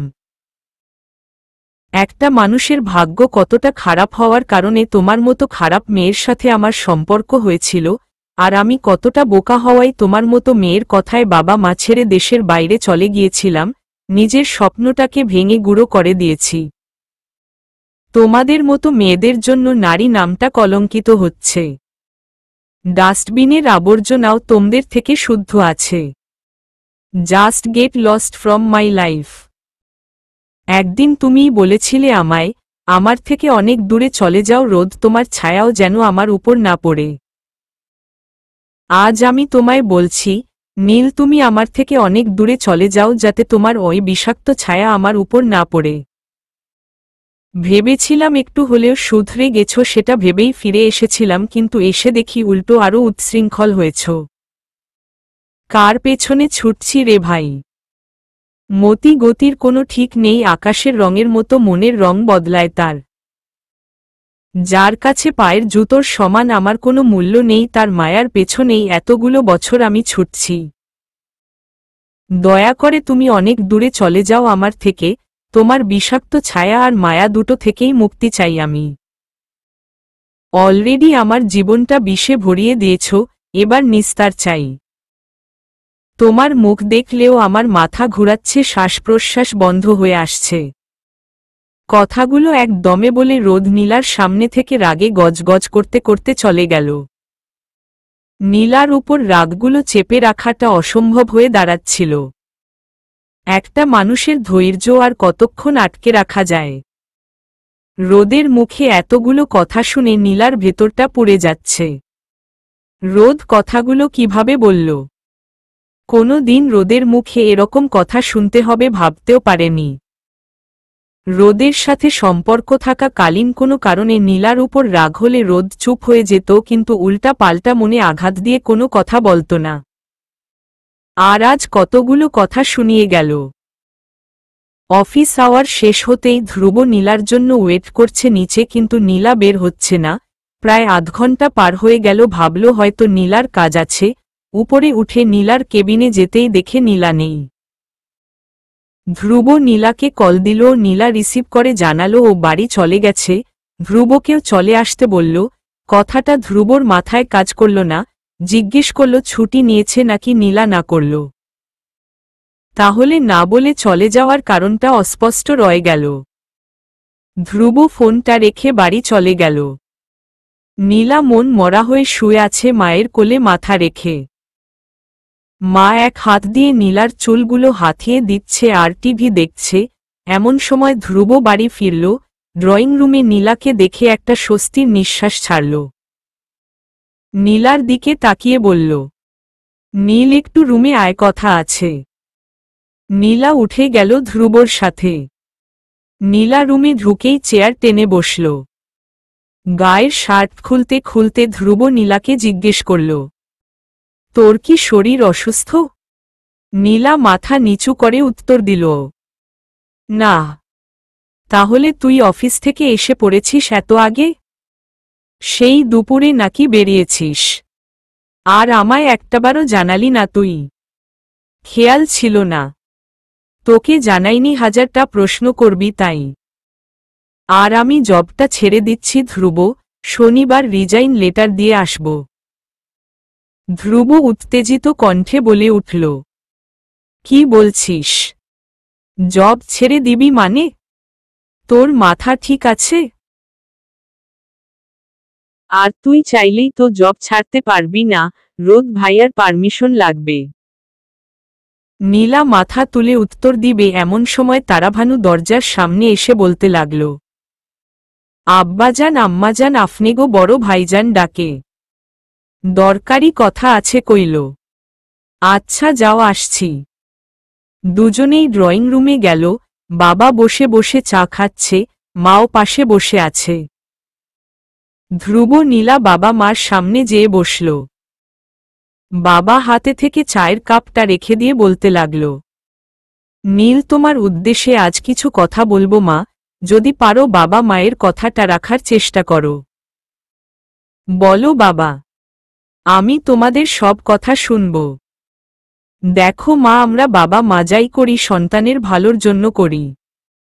মানলাম আমরা এতগুলো বছর তোমাদের দু ভাই বোনের জন্য কিছু করতে পারিনি, তোমাদের সময় দিতে পারিনি, এতে তোমাদের খারাপ পথে চলে যাওয়ার সম্ভাবনা ছিল বেশি, কিন্তু আল্লাহর অশেষ রহমত যে তোমরা দুজনেই মানুষের মতো মানুষ হয়েছ। বাবা মার মানসম্মান যেন নষ্ট না হয় সেভাবেই চলেছ। দুজনেই অনেক ভালো জব করো। কিন্তু নীল মা, এখন একটু নিজের দিকে তাকাও, নিজের কথা ভাবো, তোমার বয়সটা এখন যথেষ্ট হয়েছে। যদি এই বয়সে তুমি একটা ভালো ছেলে দেখে বিয়ে করে নাও, বাকি জীবনটা একটু আরাম আয়েস করে কেটে যাবে। আমরা তো সারা জীবন বেঁচে থাকব না। তাই তোমাদের সংসারগুলো বেঁধে দিয়ে যেতে পারলে অন্তত আল্লাহর কাছে জবাব দিতে পারতাম, ছেলে মেয়ের জন্য কিছু হলেও করেছি। বাবার কথার টোনে বুঝার বাকি রইল না নীলার বিয়ের কথাই উঠছে। নীলা মাথা তুলে বাবার দিকে তাকিয়ে বলল, ছেলে পক্ষ কবে দেখতে আসবে বাবা? রেজাউল করিম মৃদু হেসে দিয়ে বলল, তোমার কোনো পছন্দ নেই মা? তোমার যে ছেলে পছন্দ আমরা তার কাছেই তোমায় বিয়ে দেব, সে যেমনই হোক। তুমি ভালো থাকলেই আমরা ভালো। আমার কোনো পছন্দ নেই বাবা। তোমরা আমায় যে ছেলের কাছে বিয়ে দেবে তাকেই বিয়ে করে নেব আমি। এবার আমি পালাবো না, বিয়ে ভাঙবো না। স্বস্তির নিঃশ্বাস ছেড়ে রেজাউল করিম উত্তর বলল, আলহামদুলিল্লাহ। শুনে খুব ভালো লাগলো মা। আমার মেয়ের মতো মেয়েই হয় না, লাখে একটা। আমি জানতাম তুমি আমাদের পছন্দেই বিয়ে করব। আমার একটা পছন্দের ছেলে আছে, বিসিএস পেয়ে এসপি হয়েছে, খুব ভালো ছেলেটা। সব সময় সম্মান দিয়ে কথা বলে, ফ্যামিলি ব্যাকগ্রাউন্ডও হাই লেভেলের। ওর সাথে কথা হয়েছে, কাল তো শুক্রবার, কাল ওর ফ্যামিলির লোকদের পাঠাবে তোমায় দেখতে। তারা তোমার ছবি দেখেই পছন্দ করে নিয়েছে অলরেডি। কাল শুধু চোখের দেখা দেখে যাবে। ঠিক আছে বাবা, যেটা ভালো বুঝো করো।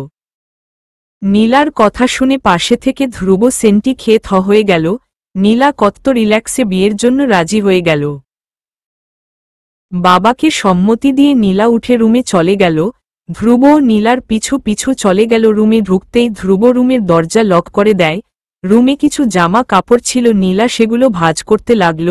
পেছনে থেকে ধ্রুব নীলাকে উত্তেজিত স্বরে বলে উঠল, নীল তুই এটা কি করলি? বাবাকে বললি কেন? তোর কোনো পছন্দ নেই? বলবো না কেন? আমার তো সত্যিই কোনো পছন্দ নেই। তোর কি মাথা ঠিক আছে? কি করছিস আর কি বলছিস? কি হয়েছেটা কি তোর? জামাগুলো রেখে ধ্রুবর দিকে তাকিয়ে নীলা শান্ত স্বরে উত্তর দিল, আমার কিছু হয়নি ধ্রুব, আমি ঠিক আছি। আর শুন, তোর জন্য একটা গুড নিউজ আছে। তুই তো মালিহার ফোনই ধরছিস না। সন্ধ্যায় মালিহা ফোন করেছিল, ও নাকি বাসায় তোর কথা বলে দিয়েছে। অনেক ঝড় গিয়েছে মেয়েটার উপর দিয়ে, কিন্তু ওর বাবা মা দুজনেই মেনে নিয়েছে তোকে। যত তাড়াতাড়ি সম্ভব বাবা মাকে মালিহার কথা বলে ওদের বাসায় পাঠা। আমি এই ব্যাপারে কিছু জানতে চাইনি নীল। মালিহা জাহান্নামে যাক, পড়ে ওকে কুড়িয়ে আনবো, আগে তুই আমার প্রশ্নের উত্তর দে। জাহান্নামে যাবে কেন মালিহা? ও তোকে ভালোবাসে ধ্রুব। ওকে কষ্ট দিস না কোনো দিন প্লিজ।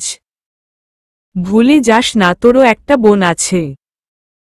আজ যে ঘরে পরের মেয়ের সাথে তুই খারাপ ব্যবহার করবি, কাল তোর বোনেরও পরের ঘরে তাই সহ্য করতে হবে। আমার কাছে খবর আছে ধ্রুব, রিসেন্টলি তুই মালিহার সাথে খারাপ ব্যবহার করছিস। এটা ঠিক না। অমন করিস না নীল, তুই আমার প্রশ্নের উত্তর দে। তুই রোদ ভাইয়াকে ভালোবাসিস, রোদ ভাইয়া তোকে ভালোবাসে।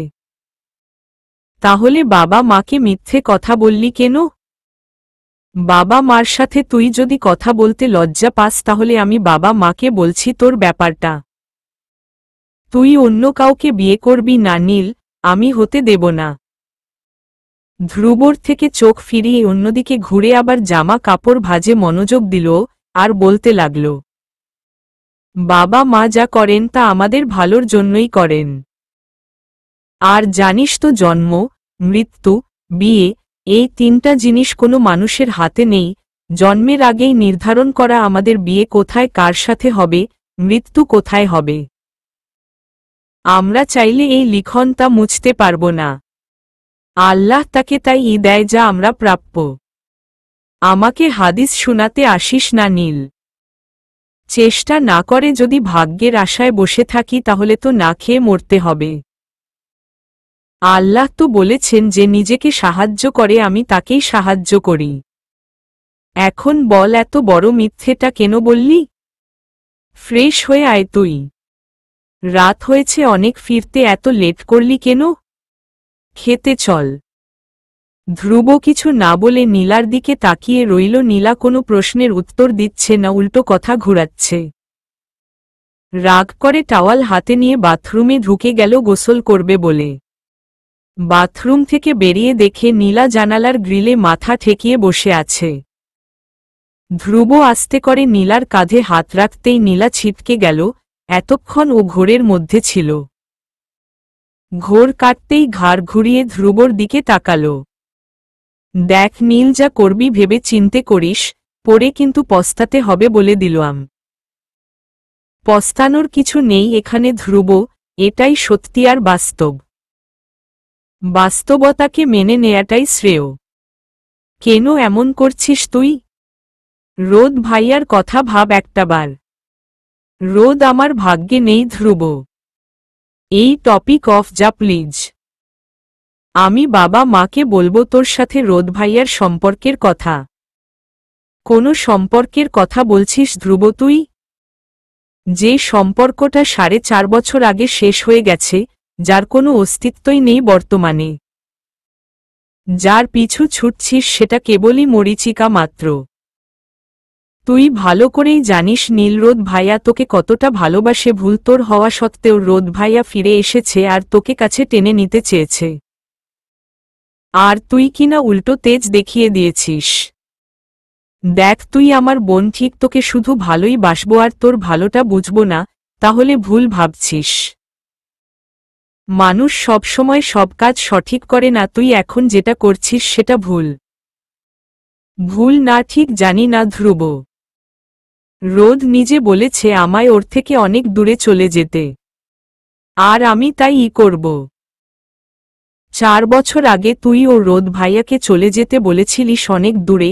রোদ ভাইয়া কিন্তু চলেও গিয়েছিল, কিন্তু দেখ তোর স্মৃতিগুলো তাকে অভিমান চেপে থাকতে দেয়নি, ফিরে এসেছে তোর কাছে। কিন্তু তুই যদি সেই একই প্ল্যান করিস তাহলে সেটা ভুল, কারণ তোর বেলায় কোনো সময় থাকবে না। তোরা এমন কেন নীল, এতগুলো বছর একজন আরেকজনের স্মৃতি মুঠোয় করে চেপে রেখেছিস, কিন্তু কেউ কাউকে ধরা দিচ্ছিস না। কারো স্মৃতি নেই আমার জীবনে, রোদের কোনো অস্তিত্বই নেই। আমি ওকে ভুলে গেছি, ভালোবাসি না আমি রোদকে। এই জেদের জন্য তুই পস্তাবি, কিছু করতে হবে না তোর। আমি কাল ছেলেপক্ষ থেকে এলে তোর নামে বদনাম করে দেব। ধ্রুব দোহায় লাগে তোর এরকম কিছু করিস না প্লিজ, যা হচ্ছে হতে দে, আর আমায় একা থাকতে দে প্লিজ। ধ্রুব কিছু না বলে রুমে থেকে বেরিয়ে গেল সোজা। নীলাকে কিছুতেই বুঝতে পারছে না। রাতে নীলার সাথে কোনো কথা বলল না ধ্রুব। পরের দিন দুপুরের পরে এলো ছেলে পক্ষের লোক নীলাকে দেখতে। নীলার মা নিজের হাতে নীলাকে সাজিয়ে দিল, একটা আকাশী রঙের শাড়ি পরিয়ে হালকা সাজ সাজিয়ে দিল। নীলাকে নিয়ে ড্রয়িং রুমে নিয়ে গেল। নীলা মাথা নিচু করে আছে, সবাইকে সালাম দিল। একসাথে কয়েকজন সালামের উত্তর নিল। নীলাকে নিয়ে সবার সামনে বসাল। ছেলেপক্ষের একজন বলে উঠল, রেজাউল ভাই, মেয়ে কি এটা পাল্টে এনেছিলেন নাকি বাবা মায়ের চেহারার সাথে মিল নেই একদমই? হা হা হা। নীলার বাবা হাসতে হাসতে উত্তর দিল, এক রাতে মতিঝিল ডিউটি পড়েছিল, ব্রিজের পাশে দেখি দুটো বাচ্চা কান্না করছে, মায়া লাগলো খুব, তারপর পর তুলে আনলাম। মেয়েটা হয়েছে আপনাদের মাশাল্লাহ। আল্লাহ মনে হয় সবটুকু মায়া আপনার মেয়ের মধ্যে ঢেলে দিয়েছে, ছবি আর বাস্তবে কোনো তফাৎ নেই মেয়ের। তা ছেলে কই, সেটাকেও ডাকুন দেখি একটু। মিনা বেগম উত্তর দিল, ছেলেটা একটু লাজুক প্রকৃতির, তার মধ্যে বোনের বিয়ের কথা শুনেছে থেকে মন খারাপ করে বসে আছে। হ্যাঁ, রেজাউল ভাই বলেছে ছেলে বোন ছাড়া কিছু বুঝে না। মেয়ে বিয়ের পর কি হবে ছেলের সেটা ভাবছে। তা যা বলেছেন, মেয়েটার বিয়ে হয়ে গেলে ছেলেকেও একটা বিয়ে করিয়ে দেব। হাতে কোনো মেয়ে থাকলে দেখাবেন ভাই। ঠিক আছে দেখাবনি, আমার মেয়েটার তো বিয়ে হয়ে গেছে, না হলে তো দেয়াই যেত। এখন ছেলেটাকে বিয়ে করাতে পারলে বাঁচি, ও যে বিয়ে করতে রাজি হয়েছে এটা আমাদের সৌভাগ্য। এখন ভালোই ভালোই মেয়ে ঘরে পৌঁছে দিতে পারলে বেঁচে যাই। টুকিটাকি কথা চলছে সবার মধ্যে, কিন্তু আশ্চর্য, নীলাকে একটা প্রশ্নও কেউ করছে না। নীলাকে দেখতে ছেলের বাবা মা, বড় বোন আর চাচি এসেছে। বড় বোন এসে নীলার পাশে এসে নীলার কানের কাছে গিয়ে জিজ্ঞেস করল, কেমন আছো? জি আলহামদুলিল্লাহ ভালো। আচ্ছা, বিয়েতে তোমার মতো আছে তো? শুনেছি তুমি নাকি বাসায় বিয়ের কথা বললে রাজি হয়ে যাও, পরে কৌশলে ভেঙে দাও, আবার নাকি পালিয়েও যাও। এবার কিন্তু পারবে না তা, কারণ আমার ভাই নামে পুলিশ হলেও যাতে মাস্তান। থাক, আমি আর আমার ভাইয়ের নামে কিছু বলবো না, বিয়ের পর তুমিই দেখে নিও। শুধু এইটুকুই বলবো, আমার ভাইটার রাগ আর জেদটা বেশি, কিন্তু ওর মন মানসিকতা খুব ভালো। আশা করি তুমি মানিয়ে নিতে পারবে। নীলা আর চোখে মেয়েটাকে দেখল, একটু মোটা আছে কিন্তু দেখতে খুবই মিষ্টি। কৌতূহল নিয়ে নীলা সবার দিকেই এক নজর তাকিয়ে ঝট করেই নজর ফেরাল। যারা এসেছে তারা প্রত্যেকেই খুব সুন্দর। ছেলের বোনের সাথে ছেলের বাবার চেহারায় বেশ মিল আছে, তার মানে ছেলের চেহারাটাও বাবার মতো বা মায়ের মতো হবে, কিন্তু মা কোনোটা সেটা বোঝা যাচ্ছে না। ভদ্র মহিলা দুটোর চেহারায় একরকম সুন্দরী। নীলা মনে মনে কল্পনা করল ছেলেটার চেহারা কেমন হতে পারে। একবার বাবার চেহারার সাথে মিলিয়ে কল্পনা করে, কিন্তু তাতে শুধু বোনের মতো চেহারা ফুটে ওঠে। আবার মায়ের সাথে মিলিয়ে কল্পনা করতে যায়, তাতে চেহারা অস্পষ্ট দেখা যায়। কোনোভাবেই নীলা ছেলেটার চেহারা কল্পনা করতে পারছে না। পরক্ষণেই মনে হলো এত কিছু ভেবে কি হবে। বিয়েটা তো নিজের উপর জুলুম করেই করছে, বিয়েতে মুখে সায় দিলেও মন দিচ্ছে না। কিছুক্ষণের মধ্যে ধ্রুব এসে নীলার পাশে চুপচাপ বসে রইল। বড়রা কথা বলছে আর দু ভাই বোন চুপচাপ আছে। ওনারা যে ছেলের জন্য পাত্রী দেখতে এসেছেন সেদিকে হদিস নেই। তবে কথার টোনে বোঝা যাচ্ছে রেজাউল করিম সব আগে থেকেই সেট করে এসেছে। ছেলের বাড়িতে তার আগেও যাওয়া আসা হয়েছে। অনেকক্ষণ কথা বার্তা চলার পর ছেলের বোন এসে নীলার হাতে একটা ডায়মন্ড রিং পরিয়ে দিল। মেয়ে তো পুরোপুরি পছন্দ হয়েছে আগে থেকেই, আজ শুধু ফর্মালিটি পালনের জন্য এসেছেন এনারা। বিয়েটা যে খুব শীঘ্রই হচ্ছে এটা স্পষ্ট বুঝায় যাচ্ছে। খুব বেশি কষ্ট হচ্ছে নীলার, কিন্তু প্রকাশ করতে চাচ্ছে না। নানান চিন্তায় ডুবে আছে নীলা। এমন সময় ছেলের বাবা বলে উঠল, তাহলে ভাই কথা বার্তা যেহেতু আগে থেকেই চলছে তাই কথা না বাড়াই, বিয়ের দিনটা ঠিক করে আমাদের জানাবেন। যত শীঘ্রই শুভ কাজ সেরে ফেলা যায়। জানেনই তো ছেলে আমাদের কত ব্যস্ত, আবার মতিগতিরও ঠিক নেই। তা তো জানিই ভাই, নিজের চোখেই তো দেখছি ছেলেটা কত কর্মঠ আর কেমন। আমাদের কোনো সমস্যা নেই, আপনারা যেদিন ডেট দেবেন সেদিনই বিয়ে হবে। যদি বলেন এই সপ্তাহে তো এই সপ্তাহেই। ঠিক ভাই, তাহলে আমরা ছেলের সাথে পরামর্শ করে জানাবনি কবে দেয়া যায় ডেটটা। যা ভালো বুঝেন ভাই। কথা বার্তা বলে সব ঠিকঠাক করে চলে যাবে এমন সময় ছেলের মা ব্যাগে থেকে দুটো ডায়মন্ডের চুড়ি বের করে নীলার হাতে পরিয়ে দিল। বাহ, চুড়িগুলো খাপে খাপ লেগেছে হাতে। হাতের মাপটা মনে হয় আগে থেকেই নেয়া ছিল। নীলা যেন এবার পালাতে না পারে, রেজাউল করিম সেভাবেই প্ল্যান করেছে। নীলাকে চুড়ি পরিয়ে দিয়ে ছেলের মা বলল, আংটি পরানো তো একটা ট্রেন্ড। আমি না হয় একটু অন্যরকম ভাবে করলাম। আমার ছেলের বউটাকে আমি চিহ্নিত করে গেলাম হাতে এই চুড়ি দুটো পরিয়ে দিয়ে। এটা আমাদের বাড়ির রানী না রাজকন্যা হয়ে থাকবে। আমার একটা মাত্র ছেলের বউ কিনা। পাশে থেকে ছেলের বোন বলল, হ্যাঁ আমরা বাড়ির মেয়ে তো পরের বাড়ির বউ হয়ে গেছি, এখন তো ছেলে বিয়ে করালে মেয়ে ভুলেই যাবে। আমাদের জন্যও একটু জায়গা রেখো ভেতরে, বোনের মতো হয়ে থাকবনি। রেজাউল করিম হেসে হেসে বলল, তুমি হলে বাড়ির সর্দারনি, তোমাকে তো রাজকন্যা বললে মানাবে না মা। হাসি ঠাট্টা পর্ব শেষ দিয়ে বিদায় নিল তারা। নীলা হাঁপ ছেড়ে উঠে সাথে সাথে রুমে গিয়ে ড্রেস চেঞ্জ করে নিল। দুই বালিশের মধ্যে মাথা চাপা দিয়ে শুয়ে রইল। ধ্রুব চুপচাপ নীলার কারসাজি দেখছে শুধু। এত রাত হয়েছে, রোদ বারান্দার গ্রিলে পালা গিয়ে উপরের দিকে দিয়ে বেতের সোফায় বসে আছে, এক হাতে চা আরেক হাতে সিগারেট। এক চুমুক চা খাচ্ছে তো এক দু টান সিগারেটে বসাচ্ছে। আর রোদের অপর পাশে অসহায়ের মতো দাঁড়িয়ে আছে রওয়া।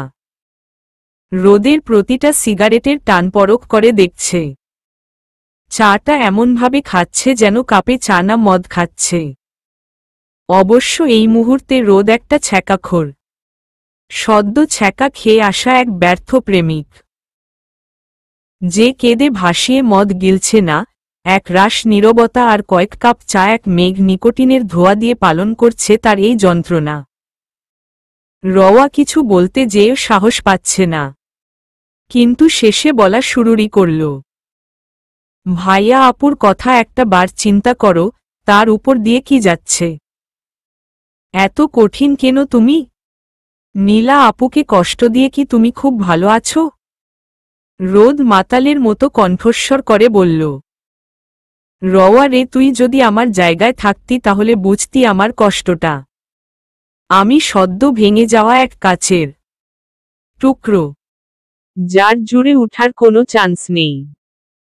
দোষটা তোমারই ভাইয়া, তোমার যে ব্যবহার। নীলা আপু যে তোমার সাথে প্রেম করেছে সেটা তোমার ভাগ্য।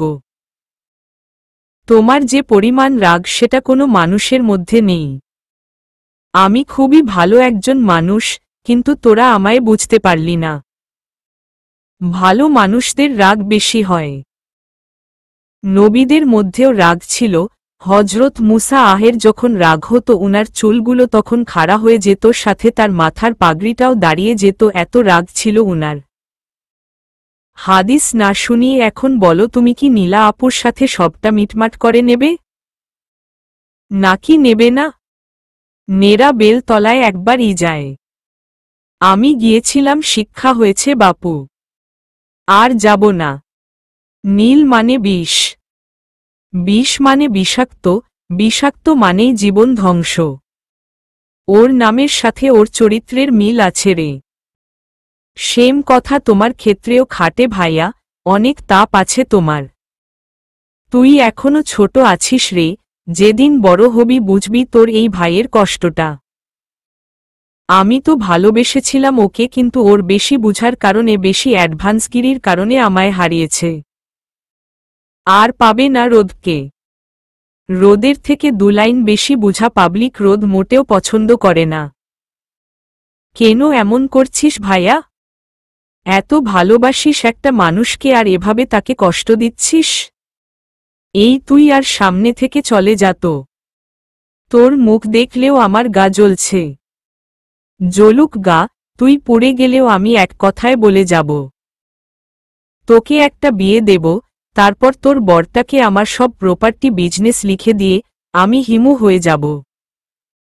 মাঝে মাঝে তোদের সাথে দেখা করতে আসব মন চাইলে, কোনো দরকার হলে। না হয় রূপা নেই জীবনে, তাতে কি হয়েছে, হিমু হতে গেলে সংসার মায় পড়তে মানা। রোদের আবোল তাবোল কথা ক্রমে ক্রমে বেড়েই যাচ্ছে। রওয়া হতাশার নিঃশ্বাস ফেলে চলে গেল রোদের সামনে থেকে। রোদ আছে রোদের তালে, সব মায়া ছেড়ে দিয়ে সিগারেটের মায় পড়ে আছে এখন শুধু। 2 দিন কেটে গেল, ছেলের বাড়ি থেকে জানালো বিয়ের জন্য দেরি করবে না, সামনের শুক্রবার বিয়ে আর বৃহস্পতিবার গায়ে হলুদ। এমনিতেই নীলার মনটা ভালো না, তার মধ্যে বিয়ের ডেট ঠিক হওয়ার পর মন মেজাজ আরও খারাপ হয়ে গেছে। বাড়িতে সব আত্মীয় স্বজন এসে ভরে গেছে, চারদিকে শুধু হইচই। কিন্তু সবটা নীলার রুমের বাইরে। এদের হইচইয়ের আওয়াজে নীলা বিরক্ত হয়ে ছাদে চলে যায়। অন্ধকার রাতে ছাদের একপাশে দাঁড়িয়ে আছে নীলা, মাঝে মাঝে চোখের কোণা বেয়ে পড়া অশ্রু পরম যত্নে আঙুল দিয়ে সরিয়ে নিচ্ছে, যেন চোখটা না বুঝে তার কোনো অংশ বিচ্যুত হয়েছে। এমন সময় পেছনে থেকে ধ্রুব এসে বলতে লাগল, কিরে তারা গুনছিস? নীলা মাথা নাড়িয়ে না সূচক উত্তর দিল, সব সময় এড়িয়ে যাস কেন সবকিছু? বাসায় কত আনন্দ ফুর্তি চলছে, ভালো লাগছে না? ছেলের ছবি দেখেছিস? দেখে কি করব, বিয়ের পর তো রোজ দেখতে হবে। অলরেডি বিয়ের আগের দিনই দেখা হচ্ছে, একসাথে হলুদ হবে, বিয়ে হবে। ছেলেটার সাথে আজ আমার দেখা হয়েছিল, তার সব শপিংয়ের দায়িত্ব বাবা আমায় দিয়েছিল। আজ কমপ্লিট করে এলাম দায়িত্ব। ছেলে দেখতে ভালোই আছে, শুধু বয়সটা। থাক না ধ্রুব, তোর বোনও তো 18 বছরের কিশোরী না। ধ্রুব তুচ্ছরূপে হাসি দিয়ে বলল, ভুলে আবার বাবা বলে ডাকিস না, তাই বললাম আর কি। ধ্রুব প্লিজ চুপ কর, বলতে দে নীল, আজ না আমার কিছু কথা বলতে ইচ্ছে করছে খুব, না হলে দম বন্ধ হয়ে মারা যাব। ছেলেটার নামও তো শুনিসনি, দেখবি তো দূরে থাক। বাড়ির সবাই বিয়ের কোনো টপিক উঠালে সেখান থেকে সরে যাস। কেন? নিজেই তো রাজি হয়েছিস। তুই কি বিয়ে করছিস নাকি বিয়ের নামে নিজেকে জেদের কাছে বিক্রি করে দিচ্ছিস? নীল, তুই কি জানিস তোর মধ্যে মায়ের স্বভাবগুলো আছে, শুধু নিজের মতামতগুলোকেই প্রাধান্য দিস। অপর পাশে মানুষটাকে বুঝার চেষ্টা করিস না সে কি চায়। যদি বুঝতি রোদ ভাইয়া আর তুই দুজনেই সুখী হতি। তোর জন্য রোদ ভাইয়ার লাইফটাই শেষ হয়ে গেছে। রোদ ভাইয়ার স্বপ্ন পূরণ না হওয়ার কারণ শুধু তুই নীল। শুধু কথায় কথায় আই লাভ ইউ বললে আর রাত জেগে কথা বললেই সেটা রিয়েল লাভ, আর এসব না করলে সেটা অভিনয়। এগুলোর কোনো ভিত্তি নেই। ভালোবাসাটা না ফিল করতে হয়, যেটা তোরা মেয়েরা বুঝবি না। তোরা মনে করিস যত ভালোবাসা শুধু তোদের মধ্যেই, আর ছেলেদের ভালোবাসা কচু পাতার পানি। একটা বার রোদ ভাইয়াকে বুঝার চেষ্টা করে দেখিস নীল। ভাইয়া তোকে কতটা ভালোবাসে আর তোকে কতটা বুঝে। তুই শুধু ভাবিস চোখের দেখাটাই সত্যি, বাকি সব মিথ্যে। এখন আর এসব বলছি কেন আমি, সময় তো শেষ, কিচ্ছু বলার নেই, করারও নেই। হাত পা এখন শুধু দায়িত্ব নামক শব্দ দিয়ে বাঁধা। দিন শেষে বলবো ভালো থাকিস তুই। নীলা কিছু না বলে ধ্রুবকে জড়িয়ে ধরে, আটকে রাখা চোখের পানি ছেড়ে দিল। সব দোষ আমার ধ্রুব। আমি নিজের দোষে রোদকে হারিয়েছি। আমি রোদকে অনেক ভালোবাসি ধ্রুব, অনেক ভালোবাসি। ওকে ছাড়া আমি অন্য কারো সাথে সংসার করব কিভাবে? রোদকে ছাড়া আমি মরেই যাব। এতগুলো বছর তো আমি রোদের অপেক্ষায়ই ছিলাম। রোদের স্মৃতিগুলো আমায় শান্তির ঘুম ঘুমাতে দেয়নি। রোদকে আমি পেলাম না, ধ্রুব নিজের হাতে নিজেকে শেষ করে দিলাম আমি। আমার ভাগ্যের জন্য আমিই দায়ী ধ্রুব, আমি এটাই ডিজার্ভ করি। তোর বোনটা খুব খারাপ রে ধ্রুব, খুব খারাপ। ধ্রুব, আমার খুব কষ্ট হচ্ছে, আমি রোদকে চাই, আমি ওকে ছাড়া অন্য কাউকে ভালোবাসতে পারবো না। আমি শেষ হয়ে যাব। নীল, শান্ত হ বোন। ফিলিংসটা বুঝতে তোর অনেক লেট হয়ে গেছে রে, এখন আর কিছু বলে কয় লাভ নেই। কথায় আছে ভাবিয়া করিও কাজ করিয়া ভাবিও না। আমাদের হাতে সময় সুযোগ কোনোটাই নেই। বাবা মায়ের মানসম্মানের দিকে তাকিয়ে চোখ বন্ধ করে মেনে নিতে হবে সবটা। এখন যদি আমরা কিছু করি তাহলে বাবা মায়ের মুখ দেখানোর জায়গা থাকবে না। ছেলেটা যদি বাইরের হতো তাও একটা কথা ছিল, কিন্তু সে বাবার ডিপার্টমেন্টের সিনিয়র অফিসার। আত্মীয় স্বজন পাড়া প্রতিবেশীদের সামনে মুখ তো দেখাতে পারবে নাই, সাথে বাবার ডিপার্টমেন্টেও না। বাস্তব কঠিন হলেও মেনে নিতে হবে। তুই মেন্টালি প্রিপারেশন নে বোন। ধ্রুব নীলাকে সান্ত্বনা দিয়ে ছাদে থেকে চলে গেল চোখের পানি মুছতে মুছতে। বোনের মন খারাপ যেখানে সহ্য হয় না, সেখানে বোনের চোখের পানি সহ্য করাটা মৃত্যুর যন্ত্রণার মতো অসহনীয়। দুজন মানুষই আজ আর্তনাদের মেঘ জমিয়ে আছে। কারাও কান্না কেউ দেখার বা শোনার জন্য নেই। দুদিন পেরিয়ে নীলার গায়ে হলুদের দিন চলে এলো। নীলার পার্লার থেকে লোক এসে গেল নীলাকে সাজিয়ে দিতে। টিয়া কালার আর লেমন কালারের কম্বিনেশনের জামদানি শাড়ি, একদম বাঙালি স্টাইলে শাড়িটা পরানো হয়েছে। কাঁচা ফুল দিয়ে সাজিয়ে দেয়া হয়েছে নীলাকে, দেখতে বেশ লাগছে। বিকেলের দিকে গাড়ি আসতেই সবাই বেরিয়ে পড়ল কমিউনিটি সেন্টারের উদ্দেশ্যে। পুরো সেন্টার শুধু ফুল আর ফুল দিয়ে সাজানো হয়েছে। একটা বিশাল স্টেজ করা হয়েছে যার পুরোটাই ফুল দিয়ে সাজানো। ধ্রুব একটা হলুদ রঙের পাঞ্জাবি পরেছে। এসব কিছুর মধ্যে একটা মজার ব্যাপার হলো নীলার বিয়েতে মালিহা এসেছে, তবে ধ্রুবর হিসেবে নয়, নীলার বান্ধবী হিসেবে। মালিহা একটা লাল খয়েরি রঙের শাড়ি পরেছে, খুব মানিয়েছে মালিহাকে। দুঃখের সময়ও ধ্রুব একটু পর পর মালিহার দিকে ব্লাশিং হয়ে তাকাচ্ছে। স্টেজে নিয়ে নীলাকে বসাতেই নীলা এদিক ওদিক তাকাতাকি করছে ছেলে দেখার জন্য। কেন জানি ছেলেকে দেখতে ইচ্ছে হচ্ছে খুব। ছেলের বোন নীলার পাশে এসে নীলার সাথে কথা বলল। নীলা কিছু জিজ্ঞেস করা না সত্ত্বেও সে বলল, ছেলের একটু কাজ আছে তাই আসতে লেট হচ্ছে, কিছুক্ষণের মধ্যে এসে যাবে। নীলার প্রচণ্ড রকম নার্ভাস লাগছে। যা হচ্ছে নীলার সাথে তা সুন্দর করে মানিয়েও নিচ্ছে নীলা। রোদকে ছেড়ে অন্য একটা লোককে বিয়ে করতে হবে নীলা ভাবতেও পারেনি। চোখ বন্ধ করলে শুধু রোদের চেহারাটাই স্পষ্ট ফুটে উঠছে, শুধু মনে হচ্ছে কোনোভাবে যদি বিয়েটা ভেঙে যেত আর রোদকে পেয়ে যেত। মনে মনে নানান রকম চিন্তা আর কল্পনা করছে, কিন্তু এগুলো কল্পনাতেই সম্ভব, বাস্তবে নয়। নীলার প্রচণ্ড রকমভাবে দম আটকে আসছে, তার মধ্যে লোক দেখানো হাসি ঠোঁটে লাগিয়ে রাখতে হচ্ছে। এই মুহূর্তে কি করলে নীলার ভালো লাগবে নিজেও জানে না। চলবে।